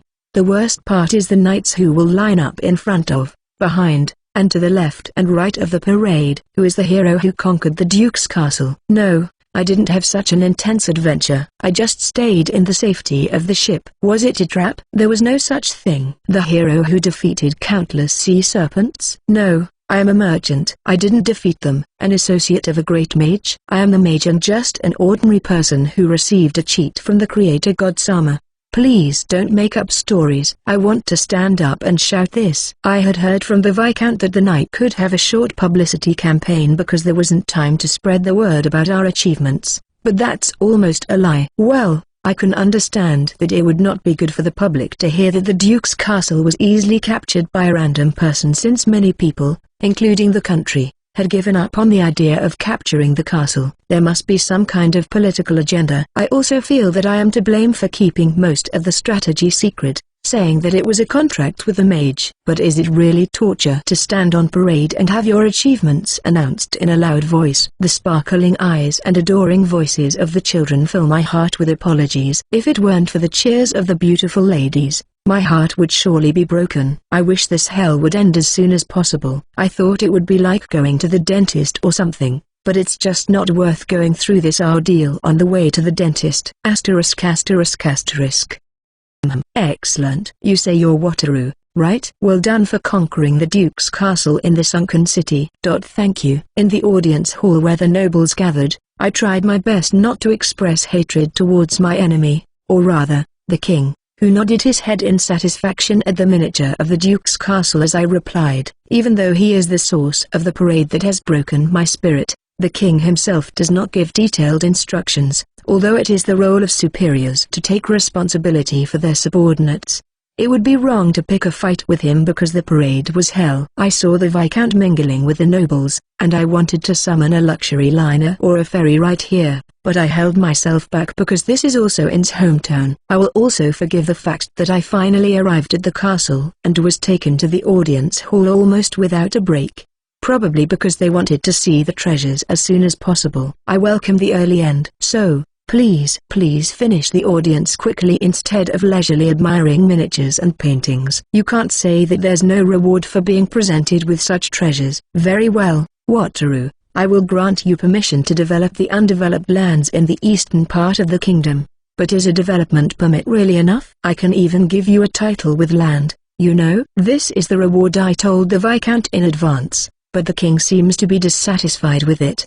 But I don't want any strings attached. Yes, I am a merchant, so it is enough for me to get a development permit. I see. Then I will do so. The king looks a little disappointed, but the discussion about the reward ended without problems. The Viscount who came to the meeting offered me a title, but I refused it in advance. I can't be a nobleman in a country where I experienced such a parade. I am sure I would die of embarrassment. It was a bitter pill to swallow that I was given permission to develop undeveloped land. It would be strange to get money by offering treasures, and I don't need a title and in fact, it would be a nuisance to be tied to the land. But the country can't afford not to reward me. I got into a stalemate with the Viscount who came to the meeting.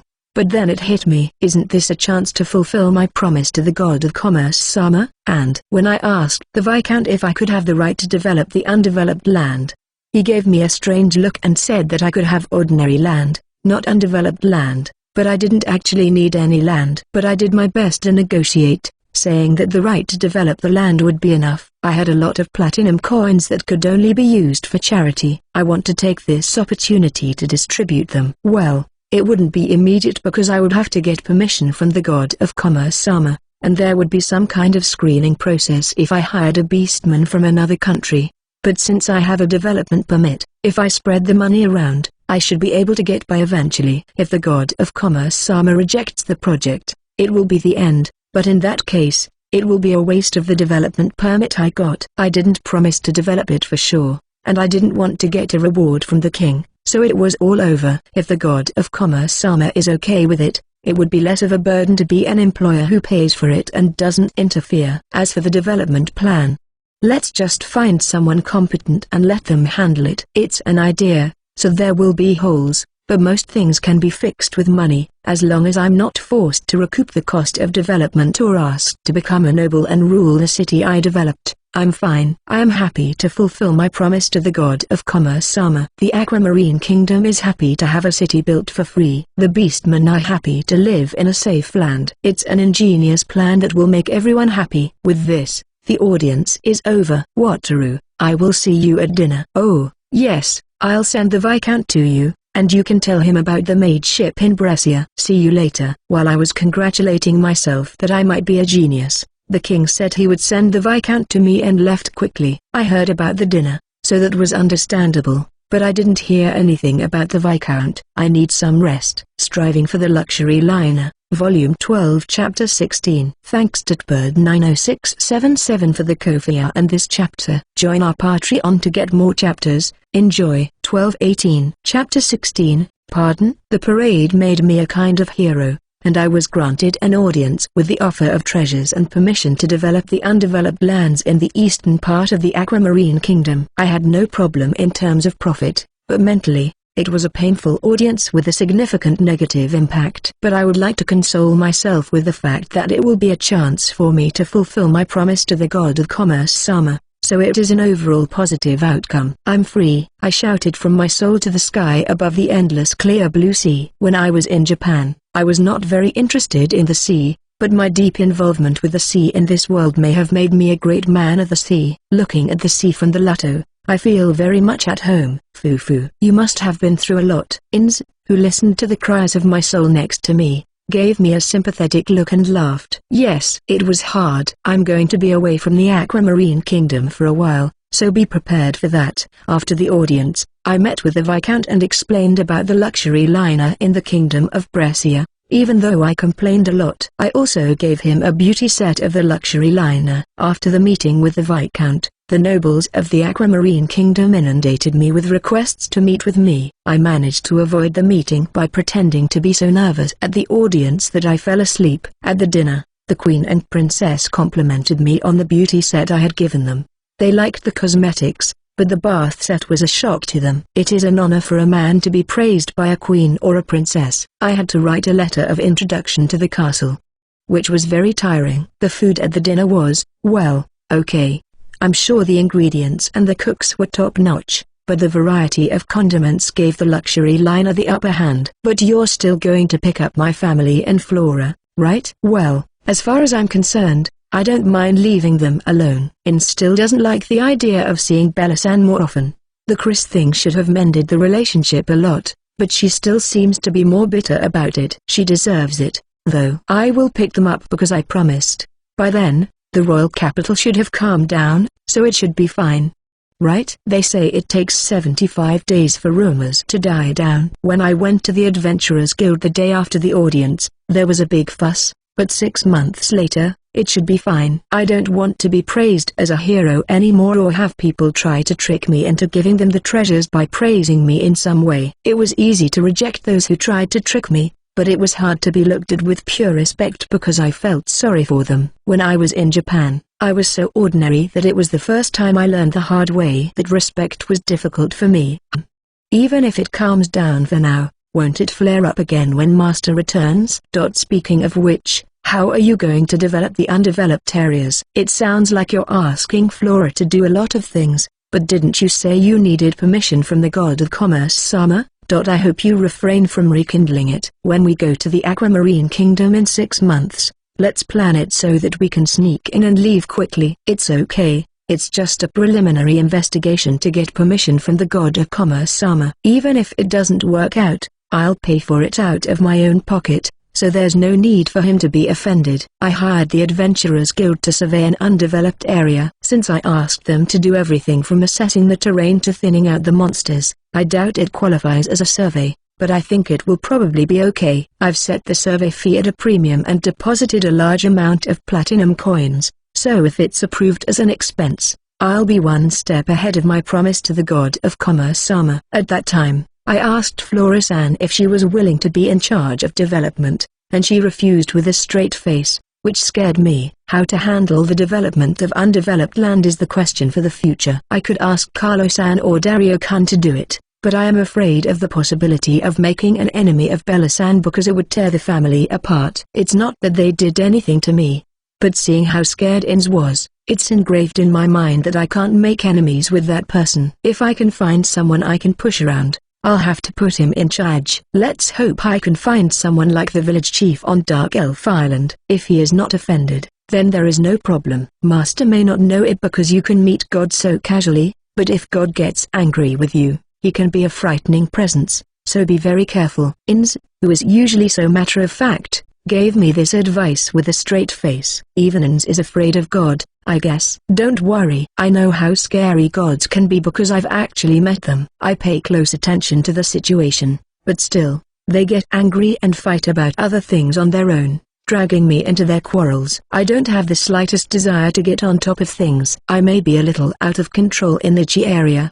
but otherwise, I act with the utmost care and respect. I definitely don't go against the god of light Sama. The god of light Sama is my lifeline because I can't possibly trust the creator god Sama. Master, isn't that Princess Anne-Marie over there? As I strengthened my faith in the god of light Sama, Felicia, who had been listening to me with a gentle smile, informed me of Princess Anne-Marie's presence. Yes, we are near the rendezvous point, but I don't see her. When I looked in the direction Felicia was pointing, I couldn't see anything. Felicia and I seem to have very different eyesight. I followed Felicia's directions and let the Lotto go on, and after a while, I could see Princess Anne-Marie as well. The Dark Elf's eyesight is truly amazing. After I spotted Princess Anne-Marie and drew the ship closer, I hastily gave permission for Princess Anne-Marie and the beautiful mermaid, Lee-san, to board the ship as we approached. After a while, the two, who had been transformed into humans by a sacred treasure,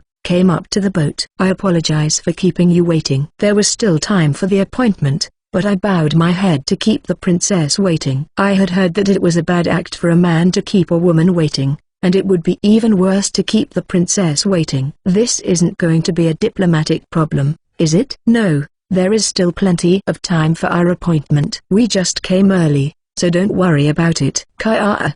Princess Anne-Marie laughed and forgave me. The Lily Mermaid Princess is a very well-behaved person, and my familiars jumped on her. Rimmer, who was on top of my head, jumped into Princess Anne-Marie's chest, and Pen slipped close to Princess Anne-Marie and wrapped herself around her. I'm really sorry. I apologize to Lee-san, whose eyes meet mine. I thought Remo and the others were just carefree, but should I teach them some etiquette? Remo and Pent have become good friends, but they have also become very good friends with Princess Anne-Marie, who has been a great mediator between them. That in itself is wonderful. But it's not really nice to jump on the princess in public, is it? No, the princess is happy to see her friend, so don't worry about it. Thank you very much. It is true that Princess Anne-Marie is playing with Remo and the others. It didn't become a problem this time, but I will teach Remo and the others the difference between public and private time. Wataru-sama, I apologize for the delay in greeting you. While I was thinking about the education of Remo and the others, Princess Anne-Marie, who was holding Remo in her arms and had Pen trapped around her, came to talk to me. No, I am sorry that Remo and Bento have caused you so much trouble. No, it's not like that. I am also happy to see Remo-sama and Pent-sama. They are no trouble to me. She strongly disagreed. It seems that Remo and Bent have become an important part of Princess Anne-Marie's life. Even Lee-san seems to have acknowledged this, although she is smiling bitterly, and it seems that it was the right thing to do to let the situation slide. Is that so? Thank you for being friends with Remo and Pent. Princess Anne-Marie smiled as she hugged Remo and Pent happily when I thanked her. The combination of slime, sea serpent, and lily mermaid is very perverse when put into words, but the scene before me is very charming. It's kind of soothing. Oh, that's right. What True-sama, thank you for coming to our mermaid kingdom today. While I was watching the soothing scene, a startled Princess Anne-Marie thanked me with a straight face. She probably wanted to fulfill her duties as a princess, but she was probably disturbed by Remo and Pent's pace. I felt very sorry for her. Even with a serious face, Pent is wrapped around her with Remo in her arms, so I feel even more sorry that she doesn't look like a princess at all. I want to take it easy, but I don't want to take it easy on Princess Anne-Marie, who is trying her best to be serious. Let's take it seriously. So, I hear you have a sacred treasure that will help us get to the Mermaid Kingdom. I managed to finish my greeting seriously and invite Princess Anne-Marie and Lee-san aboard and listen to them over tea. Alessia-san, who is sitting next to me, is also curious about the Mermaid Kingdom and the sacred treasure, so she is a bit nervous. Yes, that was right. Lee, understood. Princess Anne-Marie, who was drinking tea, called out to Lee-san in a bit of a panic, and Lee-san took out a tightly sealed box and put it on the table. It seems that the box contains the sacred treasure. When Princess Anne-Marie presses the ring she is wearing against the box opens by itself. So the ring is the key. That's kind of cool. This accessory is the sacred treasure given to us by Sea God Sama. There are two types, one that turns you into a mermaid, and the other that allows you to move in the sea in your human form. Pardon? What is it? No, it's nothing. I didn't hear anything about turning into a mermaid. Did I? What does that mean? Does that mean I can see Ins and Alessia-san, and the others as mermaids? Maybe I should turn into a mermaid, too? No, I'm a little confused. As expected, my mermaid form is scary. Let's see, I should somehow get everyone to choose a mermaid transforming sacred treasure, and I should choose a normal one. Anyway, I understood that Sea God Sama's pampering of the mermaids is extraordinary. Striving for the Luxury Liner, Volume 12 Chapter 17. Thanks to Bird90677 for the Ko-fi and this chapter. Join our Patreon to get more chapters. Enjoy. 1318. Chapter 17, Worth a Fortune. There was a lot going on after the audience, but I was able to get through with little inconvenience to the others. After that, I was able to safely go out to sea to join Princess Anne-Marie to go to the Mermaid Kingdom. I thought it was time to leave for the Mermaid Kingdom, but before I could do so, a wonderful and troubling challenge presented itself. What are you all going to do? It was decided that my choice would be a sacred treasure that could normally adapt to the underwater world, but I won't say that now. It would be terrible if they were drawn in by my choice and chose the same sacred treasure. Well, Ins and Felicia will surely turn into mermaids. Even if they say they don't want to, as their master, I will have them transformed into mermaids, even if I have to beg on my knees. It would be interesting to be transformed into a mermaid, wouldn't it?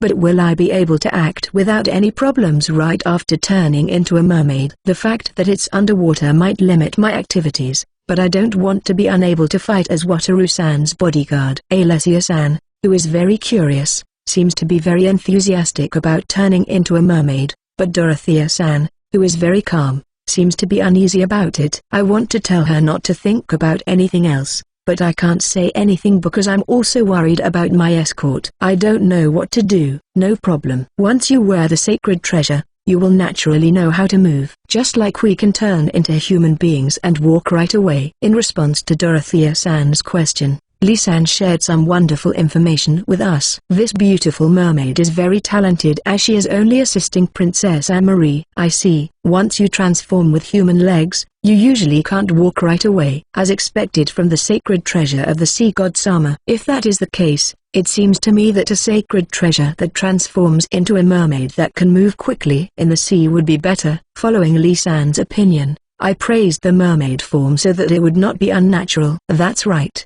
In case something happens, it would be better for Wataru-san to have a sacred treasure that can turn into a mermaid so that he can evacuate quickly. Oops, I seem to have said something unnecessary, and Alessia-san has come to a disturbing conclusion. Can I change my mind about this situation? In that case, those of us working with Wataru-san should also choose a sacred treasure that can turn into a mermaid. Oh no, Dorothea-san has come to a conclusion. Huh? Is that a decision? If that's the case, I can see all the ladies in mermaid form, but I'll become a mermaid, too, right? But if I refuse, I have a feeling that some of the Girasouls will choose the same form as me. That would be a shame, wouldn't it? Well, my mermaid form is not visible to me, so I guess it doesn't matter. I'd rather have all the women in mermaid form. What about Tremor? An unexpected question came from an unexpected place. It seems that while playing with Princess Anne-Marie, he listened carefully to what was said. Pent does not react while wrapped around Princess Anne-Marie, but well, Pent can breathe underwater. Rimmer can't breathe underwater, can he? Huh? Does Rimmer breathe at all? When we took a bath, he was floating around, not diving into the hot water, right? I can't. If he can't, it means that even slimes need air, it seems. Lee-san. Can slime use the sacred treasure? Huh? That's right. With a question like that, it's no wonder she looks like a pigeon shot by a pea shooter. I had always wondered what a pigeon's face would look like when shot by a pea shooter, but I never thought I would see the correct answer in another world. We have slimes as a familiar in our group. Lee-san looked at Princess Anne-Marie and then checked Dorothea-san and Marina-san's heads. She must have seen Rimmer and the others. I apologize. I cannot judge myself. Lee-san bowed deeply and apologized to me. I was the one who asked her for a reckless thing, so I was very sorry. But what should I do? Is it possible to summon the Chris now and go ask the sea god Sama? It seems to me that I am indeed using the god too conveniently. Alessia-san, do you think it is possible to use the sacred treasure on the slime? Alma, what do you think? My question was directed to Ilma-san. She had been studying the documents we got from the Duke's castle, and she seemed to specialize in this kind of topic. Well, I've heard of familiars using magic tools, but I've never heard of holy treasures. The worried Ilma-san is sexy and nice, but she doesn't seem to know about slimes using sacred treasures. Well, that's not surprising. It's a challenge. Rimmer. While I was wondering what to do, Rimmer jumped on top of the box containing the sacred treasure and put the sacred treasure into his body. Rimmer, you are too aggressive. Rimmer, are you okay? Does it hurt? Take it out. It's okay. I panicked. But Rimmer sent me a calm thought. He seems to be okay. Rimmer, can you use the sacred treasure? I don't know. I see, you don't know, huh? It was very cute, but anxious thoughts flew through my mind. Lee-san, which sacred treasure is the one Rimmer took? If it is the one that turns into a mermaid, then if it were usable, Rimmer would have turned into a mermaid, right? There's no doubt that Rimmer would be a very cute mermaid or something. But since he doesn't seem to have turned into a mermaid if he's taken in the mermaid turning sacred treasure, it means that the sacred treasure isn't working. Well, the sacred treasures on this site are the ones that don't turn into mermaids. I see, that means I can't make a decision like this. If that's the case, I'll just have to try. Let's go out on deck and get a bucket of seawater. Rimmer, now go into that bucket and see if you can breathe. Yes. Rimmer climbed into the bucket while everyone watched. He could get in with a single jump, but the only reason he bothers to climb around is so that he doesn't jump in and spill the seawater all over the place. Rimmer, you are the best boy. Rimmer was still floating around in the bucket. Rimmer, how is it going? Don't sink. A very sad thought crossed my mind. It seems that Rimmer cannot sink. Push. What? Me pushing and drowning Rimmer in seawater? I can't do such a cruel thing. Hurry. A thought flew out of the normally relaxed Rimmer, who felt like he couldn't stop being excited. Well, I can't disobey him if he asks me to. Then I will push Rimmer from above. If you feel pain, send me a thought immediately. Oh no, my hands are shaking. I want to leave Rimmer behind, but I don't think he'll agree. With my heart pounding, I continue to push Rimmer's plump body. Worried when I feel a surprisingly strong resistance, I let go of my hand, and he floats back to the surface. Rimmer, how was that? One more time. One more time? Yes. I was afraid to push, but Rimmer seemed to have no problem. If I let go too soon, I have to push again to make sure. Right? This time, I'm determined not to let go halfway and sink Rimmer. It's about time, right? I let go, and Rimmer pops back up. How was it, Rimmer? It went well. You mean you could breathe? Yeah. Oh, even a slime can use the sacred treasure. I was worried, but I'm glad we tried. For now, it looks like Rimmer is okay, too, so let's get the sacred treasure and go. With the worries gone, all that's left is to enjoy the ladies in their mermaid form. Asterisk asterisk asterisk. It's cute, isn't it? Yeah, very cute. Dorothea-san and Marina-san are standing side by side, entranced. And I'm also entranced with them. Whatever it is, it's so cute I could get a nosebleed. Rimmer, Fuu-chan, and Benny-chan are naturally cute side by side. But for those of us who have always been with them, it's a familiar sight. The cause of this fascination is the buttocks of Rimmer and the others. Small, cute fishy tails sprouting from their round bodies. The sea god Sama has a wonderful sense of design in that the lower half of the body does not turn into a fish like a mermaid, but only the tail grows out without destroying the cute form of Rimmer and the others. What the heck, it must be Mo to see the Rimmer, Fuu-chan, and Benny-chan standing side by side on the edge of the boat and wagging their tails. I was quite reluctant because Rimmer wanted to try out the mermaid transforming one, but I'm glad I gave him permission to do so. This sight is worth 1,000 gold pieces, or even 10,000 gold pieces. What, Trusan, Dorothea, Marina, we should be leaving soon. Why is Alessia-san's voice coming from the sea? Huh? Why are members other than me, Dorothea-san, and Marina-san swimming? Master, it's amazing. Look. Ins, who had started swimming smoothly, jumped like a dolphin with a splash, the figure of a mermaid reflecting the sun's rays in a sparkling way. Did I miss it? Perhaps I missed the sight of Ins and the others changing into mermaids while I was admiring Rimmer and the others. Felicia's, Alessia-san's, Ilma-san's, Carla-san's, Claretta-san's. If you were going to turn into mermaids, I would have preferred you to say something to me. I'm a little angry, you know. I'm so furious, I'm pouting. I've called out to you many times, but Watru-san and the others were too absorbed in looking at Tremor-chan and the others to move, so I tried first. This sacred treasure is so much fun. Watru-san, you should get in the water as soon as possible. I heard that she had been approached many times. If that's the case, then it's not my place to be angry. Unfortunately, I will take my anger and frustration out on myself. And I want to burn the scene of Dorothea-san and Marina-san's transformation in my memory. I'll be last, so Dorothea-san and Marina-san, you can start first. I give up my turn to observe carefully. Huh? Why are you going into the ocean if it hasn't changed yet?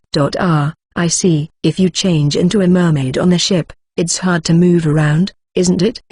Have they already finished the transformation? Haha. I can hardly see them from the ship. I should have changed first and observed from the sea. Shit. Striving for the Luxury Liner, Volume 12 Chapter 18. Thanks to Bird90677 for the Kofiya and this chapter. Join our Patreon to get more chapters. Enjoy. 1418 Chapter 18. Mermaid Style. I was so caught up in watching the cute transformed Rimmer and the others that I missed the moment when Alessia-san and the others were transformed.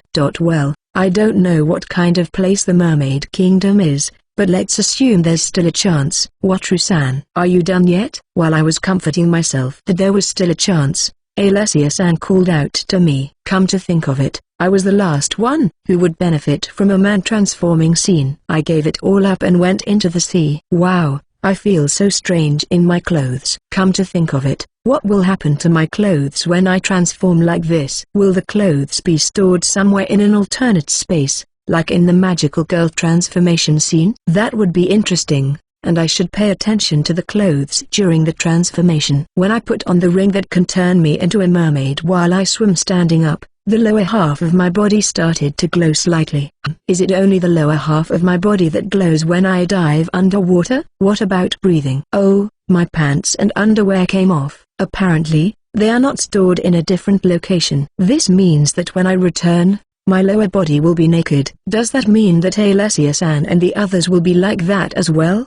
Sea God Sama may be the best god. No, if I continue to be exalted, my words of gratitude will reach the heavenly realm. I won't make the same mistake I made when I wanted the clairvoyant skills. What am I going to do with my clothes? And besides, only the lower half of my body glowed. What about breathing? I calmed down and asked my questions to Lee-san. What, True-san? You were so distracted by Rimachan that you didn't fully listen to what Lee-san said. If you focus your attention on the sacred treasure, you'll understand how to use it. Try it. I asked Lee-san a question, but Alessia-san answered me. Apparently, while my attention was focused on Rima, she was explaining to us about the sacred treasure. After bowing to Lee-san, I thanked Alessia-san and focused my attention on the sacred treasure. The use of the sacred treasure flowed into my mind. I see. Breathing can be done just by wearing the sacred treasure. So, only the lower half of your body will glow for a change. And if it's something you're wearing, you can store it in the sacred treasure.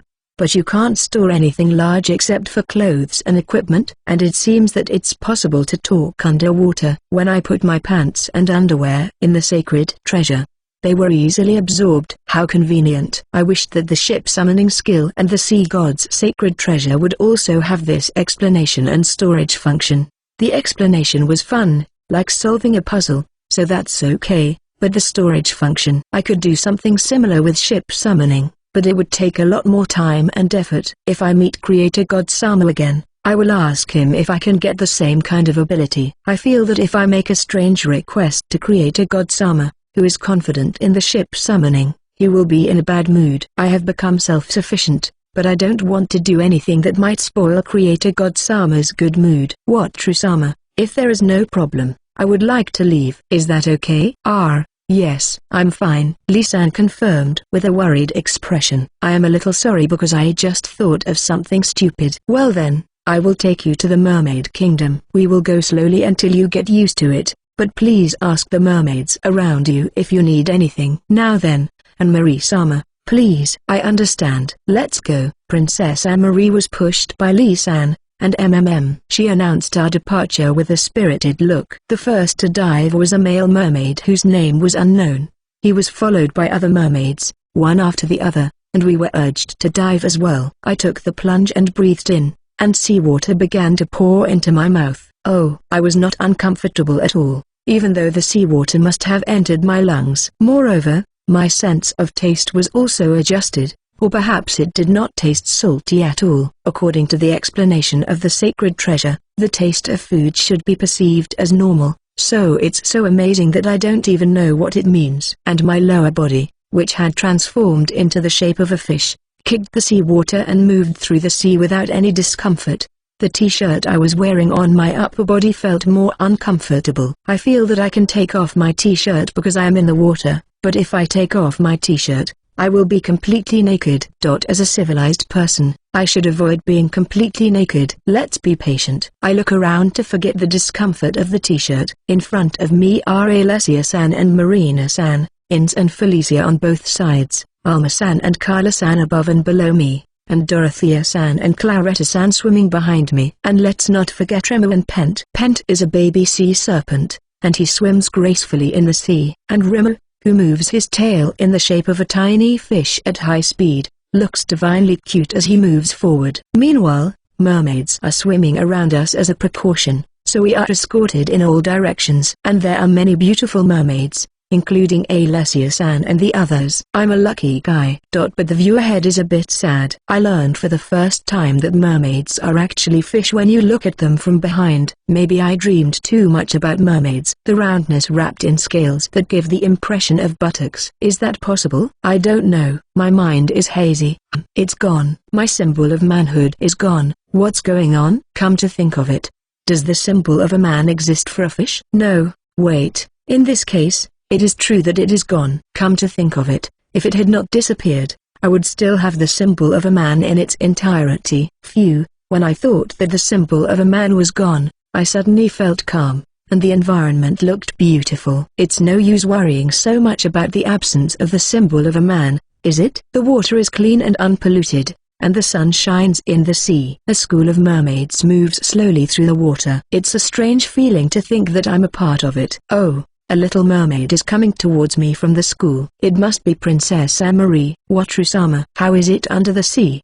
Her smile looks 120% bigger than when we met on land, perhaps because the undersea is Princess Anne-Marie's home. It's wonderful. Mermaids always swim in such beautiful waters, don't they? There is no doubt that I saw this view on the submarine as well, but it is different to see it while experiencing the undersea directly without being separated by a window. Haha, I'm glad you liked it too. I guess because she has become friends with Rimu and the others, she no longer has the stern smile that she had when I first met her. It's more like a smile this way. Perhaps because Princess Anne-Marie was approaching, Rimu, Fu-chan, Benny-chan, and Pent joined us. The mermaid alone is a fantasy, and now it's even more fantastical. But this is a scene I want to capture in a picture. I should have brought my digital camera, but I didn't know how many meters deep the mermaid country was. Maybe I should have brought it with me, knowing that it would break. As I swam along, watching Rimu and the others playfully swimming around and perhaps inspired by them, performing acrobatic swims, it gradually became darker and darker around me. It seemed that the sun's rays were no longer reaching the sea. But even so, I did not panic. In times like this, you can leave it to the sacred treasure. If you tell the sacred treasure that you have difficulty seeing in the dark, it becomes visible in the dark as if it were daytime. It sounds like a late-night shopping show, but the multifunctionality of the sacred treasures is unbelievable. It is said that mermaids can see in the dark, so it is a must-sell item if it becomes available. Mermaids are very capable, aren't they? ******. Wataru-sama. I can see it now. That is the Mermaid Kingdom. Princess Anne-Marie proudly points to a castle-like building rising from the bottom of the sea. That, unlike the Mermaid Kingdom I had imagined, it seemed like a solid country. Huge shell houses, lush seaweed forests and fields, and swimming fish. Not the kind of country that reminds me of a picture book. Dragon Palace. T/N, Ryugyujo, lit. Dragon Palace Castle, or Ryugyu, lit. Dragon Palace, is the supernatural underwater palace of Ryujin or dragon god in Japanese tradition. It is best known as the place in the fairy tale where Urashima Taro was invited after rescuing a turtle, where he was entertained by the dragon gods Princess Otohime and the minions, but when Urashima returned to land after what he thought was a few days, centuries had passed. Felicia, Alessia-san, and the others also marvel at the country. But I am a bit disappointed. I wish the country had been more removed from reality. Princess Anne-Marie. I know it looks amazing from a distance, but it's quite similar to a castle on land. Wouldn't it be inconvenient to be underwater? How can a human and a mermaid, with completely different lower bodies, have similar buildings? I heard that it was built like a human castle, but inside, there are almost no stairs. And it is not inconvenient at all because it is completely different from a house where humans live. So even though the outside looks like a castle, the inside is made for mermaids. That's right, mermaids don't need stairs, do they? I was really looking forward to visiting the castle. As I ask Princess Anne-Marie the questions that have been bothering me, the Mermaid Kingdom becomes clearer and clearer. Princess Anne-Marie. What is the meaning of the castle wall in the Mermaid Kingdom? You can swim in from the top, right? It's cool that a huge wall surrounds the country, but it's useless when it comes to keeping out intruders. That's true. Originally, the fierce ocean currents wrapped around the castle walls, and I heard that the only entrances and exits were the gates on all four sides, but the sea god's sacred treasure was taken away, and the protection of the ocean currents was weakened. Princess Anne-Marie speaks in a dejected manner. I see, come to think of it, that's why I'm here. To repair it. I had forgotten all about it because there have been several events that have made me think a lot. I see. But it's all right now. The sea god's sacred treasure is here. Huh? Oh number. I didn't bring the sea god's sacred treasure directly. Speaking of which, Wataru-sama, no one seems to be carrying any luggage. Perhaps they are on the ship. Princess Anne-Marie's words caused a stir in the surrounding area. Felicia, Alessia-san, and the others also looked stunned. So it seems that they were all unaware of it. Everyone must have been exhilarated after becoming a mermaid. Haha, that can't be true. I have a special skill, and I keep the sacred treasure inside it. It's okay. The atmosphere was such that I could never say, I forgot it, so I'll go back and get it.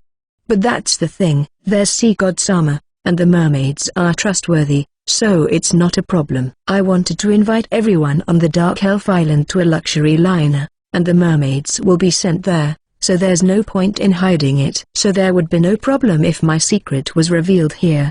That should be a perfect theory. I see. Foo-foo. I'm so surprised. Ah, That's the gate. We are almost there. Princess Anne-Marie smiled with relief. It seemed I managed to fool her. Although all the mermaids would have known the truth, it would be okay if only this little mermaid could be fooled. Striving for the Luxury Liner, Volume 12 Chapter 19. Thanks to Bird90677 for the Kofi and this chapter. Join our Patreon to get more chapters. Enjoy. 1518 Chapter 19, Cityscape of Mermaid Kingdom. Despite my joy and sadness at seeing the women in their mermaid forms, we arrived safely in the Mermaid Kingdom. I realized that I had left the sea god's sacred treasure in the rubber boat just before arriving, and I almost forgot why I had come to the Mermaid Kingdom. Welcome to the Mermaid Kingdom. Her Majesty Queen Adelaide greeted us at the castle gate we were led to. How does it feel to be greeted by Her Majesty the Queen? Are we state guests? Oh, I guess you could call us state guests. I am a messenger of the creator god Sama and a person who has received permission from the sea god Sama to use the sea god's sacred treasure. It would be unbecoming of the Mermaid Kingdom if they didn't treat me as a state guest. In fact,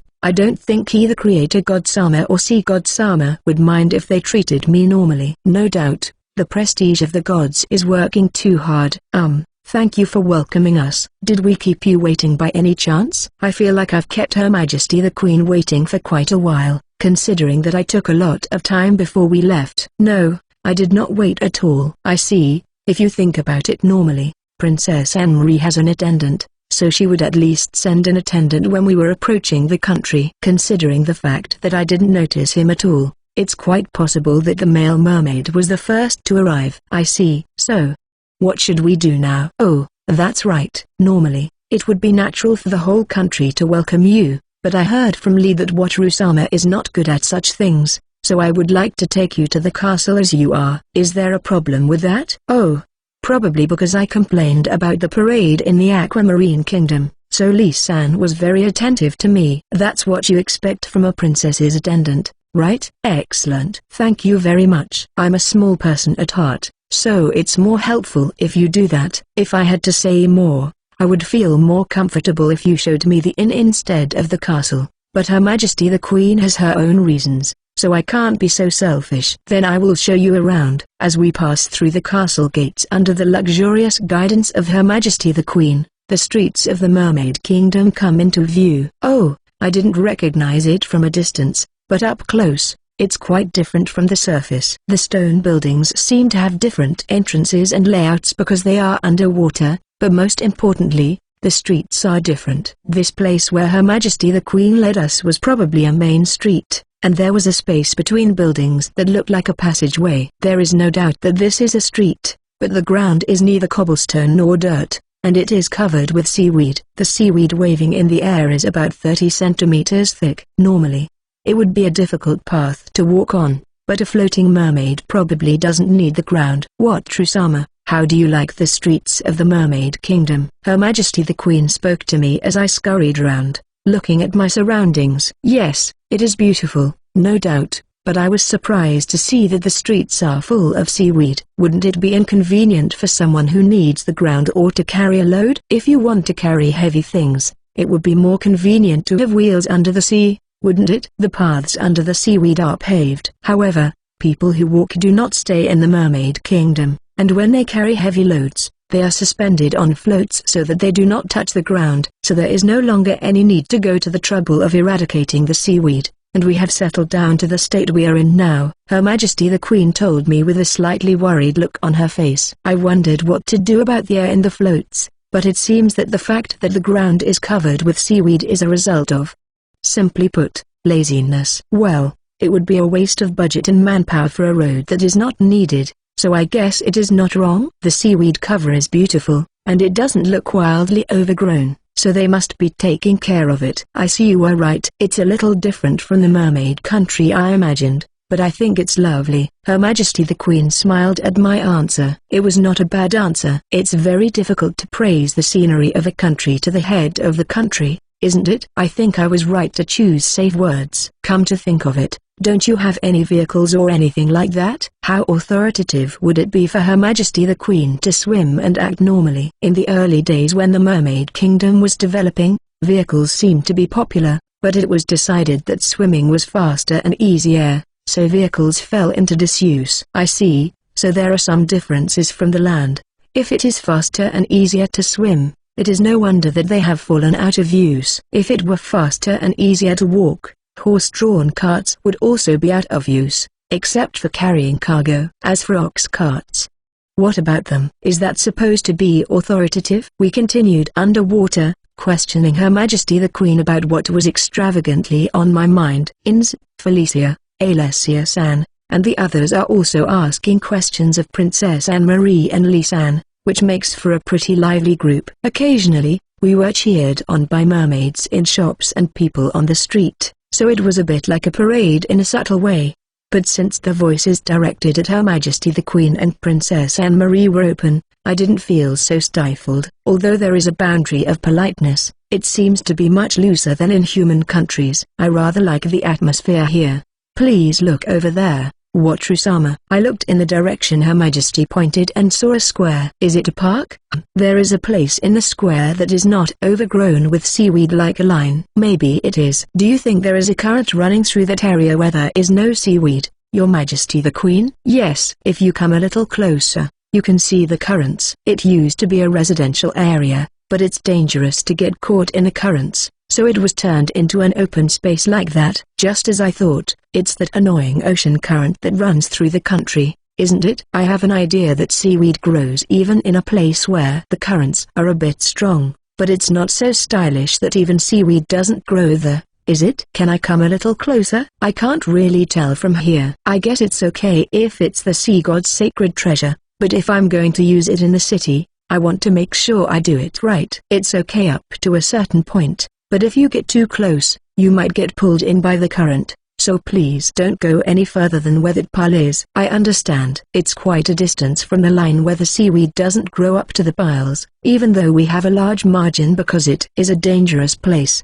I can imagine the strength and size of the current. As I approached the pilings, I heard a gurgling sound and somehow understood how the current flows. The word ocean current made me imagine a mere strong flow of water, but it was more like a tornado of water flowing in a pipe-like line. If you look closely, the ground is also gouged out, and even if seaweed tried to grow there, it would be torn away in a heartbeat. What is frightening is the power of the sea god's sacred treasure, which can fix such an impossible natural phenomenon for a long time. Moreover, since I can do so much with the sea god's sacred treasure that I was forced to operate, it seems that I, who have received permission, could seriously rule the sea. Well, I would certainly get into trouble with the sea god Sama and the god of light Sama, so I'm too afraid to do it even if asked. Can you do it? Her Majesty the Queen spoke to me with such an ambiguous expression as if she was afraid yet somehow hopeful. It is a man's duty to reassure her. Of course, I have permission from sea god Sama to use the sacred treasure at full throttle,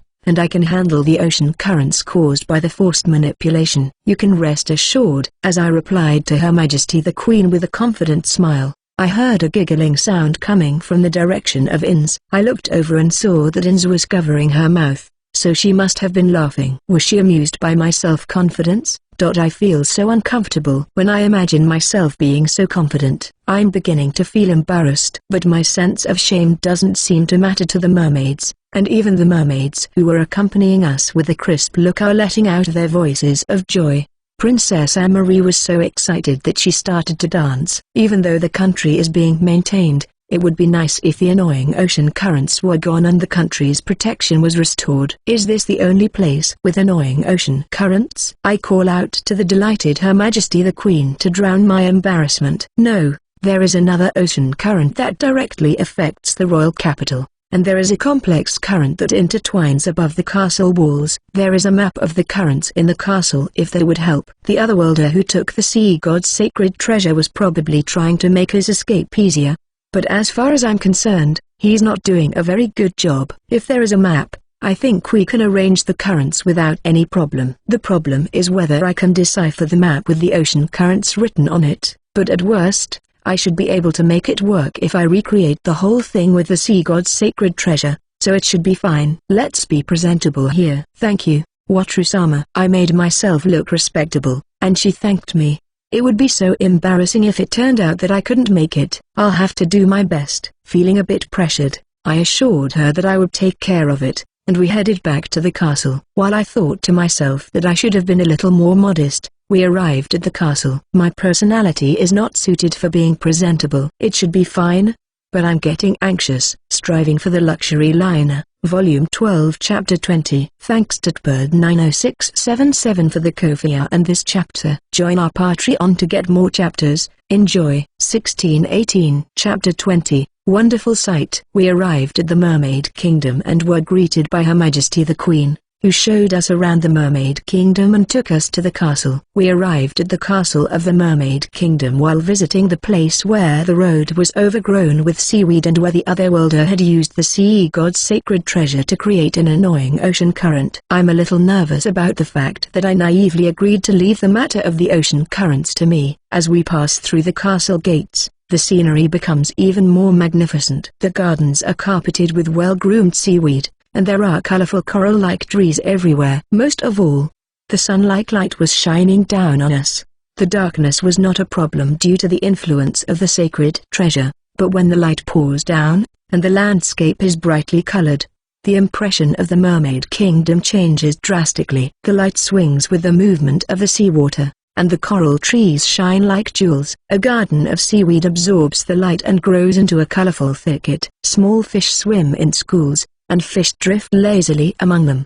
Behind them stands a magnificent western castle. Except for the western architecture of the castle, it is a scene similar to the Dragon Palace I had imagined. Beautiful. I heard simple comments from Ins, Felicia, Alessia-san, and the others who saw this scene. I guess they were so enchanted by the beauty of the garden that they could not find words to praise it. I feel like I've just jumped from a black and white TV to a color TV to a 4K TV. Your Majesty the Queen, where is that light coming from? I don't see any source of light like the sun, and when I looked at the Mermaid Kingdom from above, it must not have looked luminous. This castle is covered with a kind of hemispherical curtain, which is covered with magic power by means of a sacred treasure. This curtain is completely luminous and illuminates the castle. Hemisphere. Are you saying that a curtain like a dome will be stretched over it?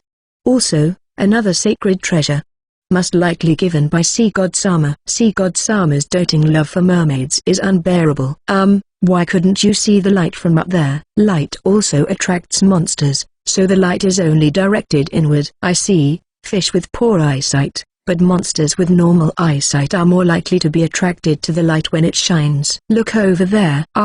It's getting dark. When I looked at the place where Her Majesty the Queen told me to look, I could see a darkened area as if there was a hole in the ground. That part is where the turbulent ocean currents pass through. Because it is a magic curtain, it is not affected by the movement of seawater to some extent, but when the currents are strong, the curtain cannot be maintained. I don't know what the magic curtain is, but it doesn't seem to be effective in preventing physical forces like barriers. I guess you mean a curtain that specializes in light? I heard that originally, this light would have enveloped the entire country, but due to the turbulence of the ocean currents throughout the country, the magic curtain could no longer be used over the entire area. Now, we must open the gardens to the people to give them a chance to bask in the light. I wonder if the reason there were no mermaids in the gardens was to welcome us. It seems that mermaids usually come to the castle to bask in the light. Is it impossible to use this sacred treasure in a place where the currents are calm? If you can create a curtain of light over a large area, it would be more efficient to use it elsewhere. The castle is the starting point of the curtain, so it is impossible to use it elsewhere. Her Majesty the Queen replies a little sadly. I was wondering why Her Majesty, who has so much time on her hands, doesn't think of something I could come up with. So this is the reason. I see. But if we can restore the ocean currents, there won't be any problem, right? Then the light will soon reach the whole land. Her Majesty the Queen looked sad, so I said something big again. Yes, that's right. What, Trusama? Please take care of it. I will. I, too, would like to see this country filled with light, so I will do my best. The Queen's bright smile again. This person, no, this mermaid queen is a married woman. I mean, a married mermaid. But she is too beautiful. It is hard to believe that she has a child. But it's true that I would like to see the Mermaid Kingdom with light in every corner, so I'll try my best. Thank you very much. Now, let me show you around the castle. I felt satisfied just looking at the fantastic garden, but we had only just passed through the castle gate. A castle in the Mermaid Kingdom, You should never underestimate it. Huh? Where's Rimmer? I looked around, but Tremor was nowhere to be found. Had he gone somewhere while I was distracted by the garden? Master, there he is. While I scurried around impatiently, Inns showed me where Rimmer was. The place Inns pointed to was up there. I scurried back and forth, left and right, but we were in the ocean, so up and down was part of our activities. When I looked up, I saw Rimmer, Fu-chan, and Benny-chan chasing a school of small fish with their tiny tail fins twitching. Behind them, Pent was slowly chasing after them, like a school of small fish and three-colored dumplings fleeing from a sea serpent. For Rimmer and the others, the school of small fish was more interesting than the beautiful scenery. Rimmer and the others are still children, so there's nothing to be done if they're more interested in that than in flowers, is there? I called for them to come back, and the three-colored dumplings and Pent came back to us. It's so fun. A satisfied thought came from the returning Rimmer. It must have been a nuisance to the school of small fish, but Rimmer seems very satisfied. I'd like to say that it was a good thing, but the problem is that the school of small fish might be citizens or pets of the mermaid kingdom. I don't like the idea of the little fish being citizens, but since they are in the castle garden, the possibility of them being citizens is not zero. It's an old story, but the sea bream and flounder in the Dragon Palace are vassals, right? I am sorry, Her Majesty the Queen. Are the small fish okay? The small fish are destined to be hunted by predators, so they should be fine. In nature, there is always survival of the fittest. Her Majesty the Queen replied calmly and normally. It seems that the school of small fish was neither a vassal nor a pet. Perhaps my thinking is a little too much influenced by fantasy. Asterisk asterisk asterisk. Is the inside of the castle normal? No, it's not normal for a castle in the sea, but compared to the Duke's castle under the sea that I explored the other day, it definitely looks like a normal castle. Well, the Duke's castle wasn't well maintained, and there were a lot of sea serpents, so I think it's wrong to compare them, but, normal. The large floor plan, unthinkable in a private home, and the furniture that looks like it was made of shells are eye-catching, but other than that, I don't think it's much different from a castle on land. Well, I am not that familiar with castles, so I guess someone who is familiar with castles might be able to tell the difference. You must be tired, so please rest here first. There is air in the upper rooms, so you can act as if you were on land. However, there are no windows, etc., and you may feel a bit suffocated. If you need anything, please ask the maid in charge of your room. As I looked at the castle with a curious look on my face, I was led to a room where I could rest. It seemed to be a two-story room with air in the upper room. Her Majesty the Queen,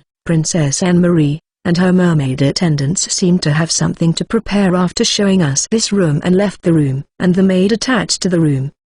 Did Her Majesty call her a maid to suit us? The role of a maid is probably the same as an ordinary maid, but since she is a mermaid, she is not dressed in a maid's uniform but in an outfit suitable for being in the water. Which means she is dressed in a very revealing outfit. She's a beautiful mermaid, so she's a feast for my eyes, but my soul screams that a maid without a maid's outfit is not a maid at all. And yet, when the mermaid maid smiles and says, "If you want anything, please ask," I am easily convinced, which is pretty cool. For now, I put aside the question of the maid's uniform and observed the room. The room seems to be furnished to suit the mermaid. The chairs are long like benches, maybe for lying down and resting. There are also chairs with long footrests, like massage chairs. These chairs must have been made to fit the shape of the mermaid. The table is a normal shape, but since their upper body is the same as a human's, it is only natural that the items used for the upper body should be the same shape. What, Trusan, would you like to take a look at the upper room for a moment? As I lay back in the chair, feeling the full force of my discomfort, an excited-looking Alessia-san spoke to me. She seemed very curious about the room with the air. Yes, that's right. I'm curious, too, so let's take a look. I swam up to the ceiling with Alessia-san. Part of the ceiling has been cut out, and scaffolding and stairs have been set up. That's where you turn back into a human. When I look up at the room above, the air suddenly escapes from my mouth. Huh? Come to think of it, my lungs should be filled with seawater. So why is the air escaping? Has seawater turned into air? I'm having trouble breathing. It seems that my body wants the air that was exhaled. Without thinking, I inhale and feel the air filling my lungs. I see, with that one breath, it switched between breathing underwater and breathing on land. Alessia-san, who had the same experience as me, nodded her head in admiration at the performance of the sacred treasure. I agreed with her. It looks like the breathing is fine, so let's go into the room. Alessia-san, satisfied with the performance of the sacred treasure, next shifted her interest to the inside of the room. You switch quickly, don't you? Yes, you're right. The clothes also seem to be dry when we come out of the water, thanks to the sacred treasure, so let's go up there. We just need to remove the sacred treasure, right? As Alessia-san removed the sacred treasure from her fingers, a pale light enveloped Alessia-san's lower body, similar to the light when transforming into a mermaid. Kaya! The maiden's cry echoed through the room. Thank you, Creator God-sama. I unintentionally offered a prayer of thanks to Creator God-sama. Hey, what True-san, turn your head that way. Don't stare at me while praying to Creator God-sama. Ah, I'm sorry. I quickly looked away, but the shocking scene was burned into my mind. The lower half of Alessia-san's body, which had returned to human form, was completely exposed. Her lower half was still in the sea, but that's why it was such a glimpse, or what do you call it? A delicacy for your eyes. But of course, when you changed into a mermaid, you had to take off your lower body outfit and store it in the ring. When you change back, you have to put clothes on, right? Everyone who heard Alessia-san's scream swam up. The maid who came with them quickly cleared the way and quickly covered Alessia-san's figure with a curtain-like thing. I see. This place has a system like a dressing room. I heard the maid apologize to Alessia-san. It was her first time to greet someone, and she seemed to have forgotten to explain. The maid apologizes to Alessia-san, but good job, maid-san. Striving for the Luxury Liner, Volume 12 Chapter 21. Thanks to Bird90677 for the Kofi and this chapter. Join our Patreon to get more chapters. Enjoy. 1718 Chapter 21. Sweet and sour. Her Majesty the Queen led me to the castle in the Mermaid Kingdom, and in the castle garden, I saw a fantastic scene befitting the Mermaid Kingdom. However, the scene in the castle's drawing room was more mysterious to me than such a fantastic sight. The pure white skin that was as translucent as snow and the mysterious bushes that would be a violation of the broadcast code if I just said them out loud. Wataru-sama, Wataru-sama. I heard the mermaid's voice as I lay back on the sofa, closing my eyes and replaying the image that burned into my mind over and over again. When I opened my eyes, there seemed to be only me and the mermaid maid in the room. It seemed that everyone had entered the room upstairs. Wataru-sama, I apologize for earlier. Earlier? Oh, you mean when you kicked me out of the dressing room? I was already looking away at that time, and there was no problem with being kicked out. I was so frozen that I couldn't move, so I was grateful to be kicked out. Otherwise, there was a possibility that Alessia-san would have seriously disliked me. No, I was confused too, so thank you for your help. Is it okay if I go up the too? Yes. Everyone was finished changing and is waiting for Wataru-sama. Huh? If I go up there, I'll have to face Alessia-san, won't I? I've been so preoccupied with the sight so far, but isn't that rather embarrassing? I stared at her and even said a prayer of thanks to the Creator God-sama. How was Alessia-san? She seemed confused for a while, but she's calmed down now. She said it was her own carelessness and that there was nothing to blame you for. Well, it's a common practice to get slapped unreasonably in the case of such a lucky lecture. But it didn't happen that way, did it? Thanks to Alessia-san for being mature, but it's a delicate matter for me. If I saw it, even if it was an accident, as a man, I should apologize properly. Right? Is it bad to go out of your way to bring up the subject? This is a very difficult question for a beginner of lucky lechery. In a case like this, do you think it's better to just let it go as if nothing happened or to apologize with all your might? I decided to ask what I didn't know, so I asked the mermaid maid in front of me, but she looked very worried. Well, I guess so. I don't want to be asked for advice on something like that, do I?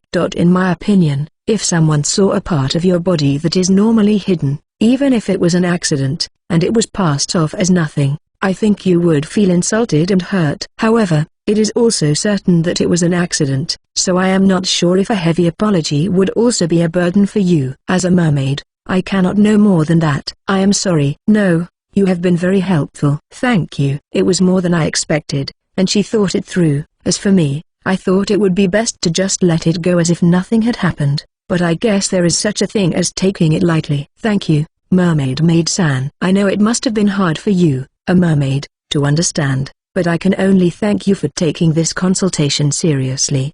Besides, even though we are of different races, your thoughts as women should be close. I'm going to take the mermaid maid-san's advice here and apologize. With an apology that doesn't pretend it didn't happen but isn't heavy-handed or flippant. What kind of apology is that? It's very disturbing, but I don't know. No matter how much I think about it. The mermaid maid is also looking at me with concern, so I'll just have to take it from here. If I face her with sincerity, I'm sure Alessia-san will be able to handle it properly. I thanked the mermaid maid again and went to the dressing room. I closed the curtains and, took my clothes out of the sacred treasure. If I remember the sacred treasure, it will tell me exactly what to do when I change. In this case, it was a big mistake on Alessia-san's part to suddenly remove the sacred treasure, and I'm sure Alessia-san understands that. If I apologize too much, it will be a burden for Alessia-san. I quickly change my clothes according to the instructions on the sacred treasure and go to the upper room. Phew, if I take down the curtains, everyone will be right? I'm a little nervous. After taking a deep breath, I bravely open the curtains, and everyone's eyes are on me. I feel like I'm being accused of something, but when I look at their expressions, I see that many of them are smiling at me. Maybe I'm getting paranoid. Calming myself down, I approach Alessia-san. Alessia-san? Why yes. Stop blushing. I know it's an expression of embarrassment, but since Alessia-san often acts as a leader, the girlish gesture is somehow fresh and makes me tingle. Don't think silly things. Let's make a proper apology. Alessia-san.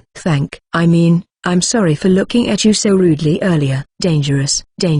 I almost thanked her by accident. I really wanted to thank her, but even I could see that it was a mistake. Thank? No, not at all. Wataru, raise your head. It was my mistake earlier, and you don't have to apologize for it. Well, I have my own feelings about the way you looked at me, but I'll just say that I had some charm. So, Wataru-san, huh? There was a sudden pressure from Alessia-san. Why yes, what is it? Let's not worry about each other and forget everything that just happened. Do you understand? Forget everything. Wataru-san, okay? Oh wow. Some kind of pressure more than Alessia-san's when facing monsters is pressing down on me. Yes, I forgot. I've completely forgotten. Nothing happened before. To be honest, it's impossible to forget, but I'll just keep repeating it in my head. I will never mention what just happened again. That's right. Nothing happened. Me and Alessia-san nodded as if we were in sync. That means everything is over now. I know there will be some awkwardness, but we will force ourselves to pretend it never happened and go back to our normal lives.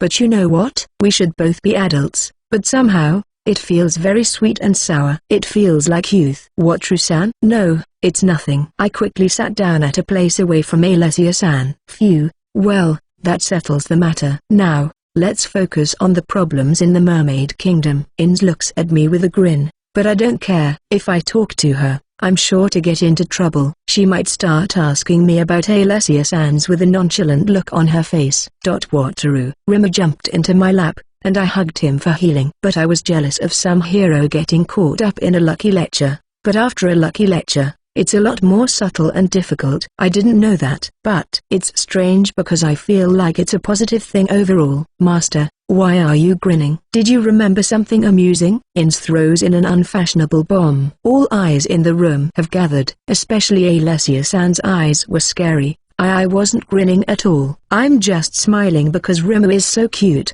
Is that so? I was mistaken. I'm sorry, Master. It was definitely not a mistake. I wish Ins would relearn the meaning of the word slave again. It's not a slave's job to drive their master into a corner. Please, take a lesson from Felicia. Rima, cute. An incredibly cute thought flew from the lovely Rima. Of course, Rima is very cute. MMF, a lucky loot happened, and Rima is just adorable. Maybe today is a great day. *****. Wataru-sama, please come this way. I felt like the day was over, but it seemed like there was still a big event to be done. Will you excuse me? While I was resting in the common room, the mermaid maid told me that dinner was ready. The room I was shown was very luxurious and filled with air. Wataru-sama, please don't be so nervous. We are the only ones here, so please take it easy and think of it as a family gathering. Wataru-sama is the messenger of Creator God Sama and Sea God Sama. and it's up to us to be respectful, you know. Haha, well, I'll do my best. Do you want me to think of Her Majesty the Queen as one of my relatives? The number of people may be small, but it's impossible to do that in such a luxurious room. Also, please don't call the god-related people messengers or misunderstandings. I told you it was just a messenger, didn't I? Besides, a beautiful woman I don't know is sitting next to Her Majesty the Queen, which makes me even more nervous. Since she is sitting between Her Majesty the Queen and Princess Anne-Marie, I wonder if she is Princess Anne-Marie's sister. That means she is a princess. I feel even more nervous. With a long smile on my face, I sat down in the seat I was shown to. Of course, Alessia-san and the others are there, but they have also prepared seats for Ins, Felicia, Remo, and the other attendants. They are very considerate. Since this is a dinner in the Mermaid Kingdom, we thought about having the dinner under the sea, but we decided to have this kind of dinner because we thought it would be better to start off calm and relaxed. Are you interested in an underwater dinner, Watru-sama? Perhaps to relieve my nervousness, Her Majesty the Queen spoke to me with a smile. Come to think of it, I hadn't thought about the meal at all. But how do you have a meal under the sea? Fire, soup, drinks? You can't do all that underwater, can you? I'm curious because I can't imagine eating underwater. What about soups and drinks? Yufu. I'm glad you're interested. It is a simple trick, but I would rather have you experience it at the dinner table than explain it here. Please look forward to dinner tomorrow. Oh, we haven't even started today's dinner, and we've already made plans for tomorrow's dinner. Well, I'm interested in having dinner under the sea, so that's good. The ladies seem to be interested as well, and I'm sure they'll be mad if I refuse. Striving for the Luxury Liner, Volume 12 Chapter 22. Thanks to Bird90677 for the Kofiya and this chapter. Join our Patreon to get more chapters. Enjoy. 1818 Chapter 22. In the Sea. For me, the awkward but wonderful incident with Alessia-san has been resolved except in my brain, as we both chose the mature solution of pretending it never happened. Now that the dinner with Her Majesty the Queen and others has begun, I think my brain is ready to settle down. Well, before dinner, I want to introduce you to this girl. She is the first princess, Alessia. Please take good care of her as well as Anne-Marie. I look forward to working with you, Watru-sama. Why yes, I look forward to working with you. As I told Her Majesty the Queen, I'm not a very important person myself, so I would appreciate it if you would treat me somewhat normally. Princess Alessia bowed deeply, so I stood up quickly and replied. It's an attitude that puts me on a higher level, no matter how you look at it. The authority of the Creator God-sama and the Sea God-sama is too strong for me. Wasn't it strange to say, treat me like a normal person when dealing with the first princess? But it's also strange to ask a princess to treat me like that, isn't it? It's enough to be treated like a slightly superior guest, but I have no idea what words to use for the royal family. Princess Alessia is also a beautiful woman. Her hair is the color of the deep sea, almost the same navy blue as the Queen's.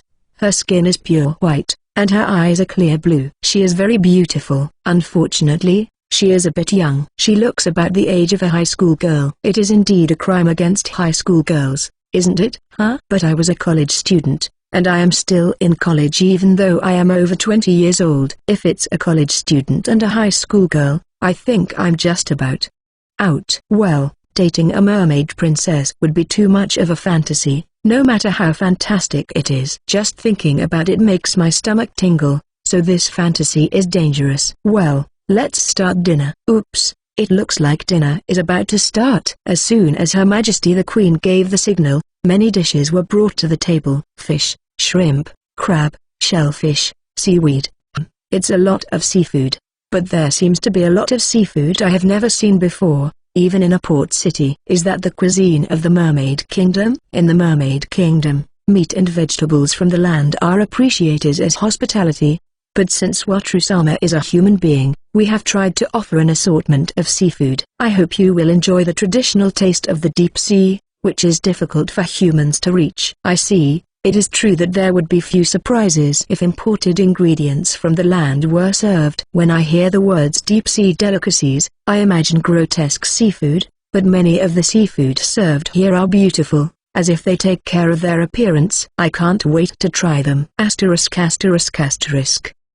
I was looking forward to it. When dinner was over, I lay down on the bed in the guest room to which I had been shown, and recalled the dinner, which had been a little confusing. Her Majesty the Queen was very tactful and enlivened the occasion, and Princess Alicia and Princess Anne-Marie listened to our conversation with curiosity and amusement, so it was a very nice dinner. Princess Alicia was also interested in Rimu and the others, and she let Rimu and the others eat the food with their hands, which Rimu and the others enjoyed. However, the food was delicious. Trocal-like fish, plump shrimp, and crab legs so thick you couldn't fit them in your mouth even if you opened your big mouth. The seafood was deep and rich as if stuffed with the delicacies of the sea. T/N. I don't really understand about this kind of fish, but it is basically salty. There is a combination of seaweed and broth made from shellfish and crustaceans, but there is very little variation in taste. I can understand that it is delicately seasoned and skillfully prepared. However, the fact that it is mainly seafood makes my heart long for soy sauce. I want to pour soy sauce over the grilled fish. I want to eat the tender fish in a pot like a monkfish hot pot with ponzu sauce. Now, if you are obsessed with seafood, it may be inevitable that the salty taste will come to the fore. They call it a traditional flavor, so I guess they don't use much land products either. As expected, it would be impolite to use my own seasonings at the Queen's dinner, so I will buy all the ingredients when I leave this country. The god of gastronomy Sama and Claretta-san will be pleased. And while we're at it, shall we offer the Mermaid Kingdom a variety of things from my food supply? Like trade? No good. It would indeed be difficult to visit the Mermaid Kingdom over and over again. Whether Princess Anne-Marie stays on Dark Elf Island or not, trading with Dark Elf Island as a relay point is too far away from Dark Elf Island and the Mermaid Kingdom. You can't give them spices halfway if you can't trade with them continuously. If they don't like the taste, that's it, and if they like it but can't get it, it's almost like harassment. Unless I come up with a great idea, I'll just put it on hold. Master, aren't you going to rest? Felicia calls out to me while I am in a daze, thinking about dinner. Felicia looks at me strangely, and it seems that I've been in a daze for quite a while. I was just thinking. I'm going to bed. Hey, Master, since this is our chance, let's sleep in the room downstairs. I'd like to sleep in the sea. Ins joined the conversation between Felicia and me. Unlike the restrooms, the guest rooms had beds upstairs and downstairs. Obviously, Ins wanted to sleep in the underwater room below. Sleeping underwater sounded interesting, and I was a little curious about it. Although I was curious, I was a bit nervous when I heard the maid's anxious talk about it. Ins, didn't you hear what the maid said? Aren't you a little afraid? Oh, you mean about the person who, not being used to wearing jewelry, accidentally took it off while sleeping and almost drowned? Yes. It seems to be an incident that happened a long time ago when interaction with other people was very active. But since I am also someone who is not used to wearing jewelry, I cannot deny the possibility that I might take it off out of discomfort. It is a common experience for me to unconsciously take off my clothes at night when I have trouble sleeping. Suddenly drowning in my sleep is just a horror, isn't it? As long as the holy treasure doesn't come off, I should be fine, so why don't I just tie a piece of string or something around it? I see. Unfortunately, I think that Ins, who looks very pleased with this, will feel even more uncomfortable and will accidentally remove the string from her finger because it is tied to her finger. There is a way to make Ins sleep underwater, but I think that would be bad for my good name as a man. As long as you wrap it carefully, it'll be fine. Right, Master? Besides, if you drown, you will wake up immediately, and it will be possible to put the sacred treasure back on and swim to the surface. In Master's case, you'll be able to summon a ship, so there's nothing to worry about. Actually, that's true. There is the problem of whether or not you can find the holy treasure you took away in your sleep. But if I know how to summon a ship right away, I think I can handle it. I understand. Then let's sleep downstairs. Is that okay with Felicia? I was curious too, so downstairs is fine. I see. Then let's go downstairs. Felicia is curious too. I'm a little sad that I'm the only one who puts personal safety ahead of curiosity. When I went to the dressing room and changed into a mermaid, Rimu and Pent, who were playing in the underwater room, came up to me. But thanks to Princess Anne-Marie, Rimu and Pent really got along. Sometimes, Pent gets scared of Rimu, but that will soon pass. I pat Rimmer and pant as I make my way to my underwater bed. It feels strange to swim to the bed. I reach the bed and lie down on my back. Ins and Felicia on either side, Rimmer on my chest. For some reason, Pent has ducked into the small space under the bed. Maybe he feels more comfortable in the small space. It's still pretty uncomfortable. The water vibrates more directly than the air. Or maybe you can feel the movement of the water just by Ins and Felicia moving around. Also, when I lie on my back, my legs in the fish form are strangely unsteady. I wish I had borrowed a sacred treasure that allows underwater activities while in human form. Yes, if I move my body a little, it floats up and off the bed. But this is interesting. It's a strange sensation, but somehow it calms me down. Maybe it's because I feel surrounded by nature. Ins enjoys the feeling of discomfort, and Felicia seems to calm down for some reason. As a dark elf living in the forest, it's understandable that Felicia likes nature, but isn't the environment too different between the sea and the forest? I am very worried if I will be able to sleep. *****. Carpets. Wire carpet. When I woke up, I somehow slept on the floor. I was worried whether I would be able to sleep or not, but it seems that I slept soundly and easily. My nerves have become much thicker since I came to another world. I fell asleep in the underwater room. It seems that I fell out of bed in my sleep. Normally, falling out of bed would wake me up. But since I was underwater, the impact of the fall was probably less. I looked at the bed and saw only Felicia. Pent is under the bed, but what about Ins and Rim? I look around the room and find Ins lying in the corner. She's quite far away from the bed. But did she just roll over that far in her sleep? And what about Rimmer? For some reason, Rimmer is floating near the ceiling of the room. Rimmer, were you awake? There is no response from Rimmer. It seems that he is still in that state of sleep. After watching Rimmer and Ins for a while, I found out something interesting. When Ins moves her legs in her sleep, her fins scratch the seawater, and Ins' body moves forward. As for Rimmer, when he lies down, he shakes his body in a cutting motion, and the vibrations cause his tail to flicker and float away. It seems that in seawater, small movements are directly transmitted to the seawater, and even a slightly bad sleeping position can have this kind of result. When I think about it, Felicia sleeping soundly in her bed is just amazing. While I was admiring Felicia, there was a knock at my room door. Then I hear the maid's voice. It seems to be breakfast time. If I let the maid in now, she will witness In's ugliness. I've learned that sleeping underwater is difficult in many ways, and from tomorrow, I'll sleep in the upper room as usual. In the meantime, I'll have to wake everyone up.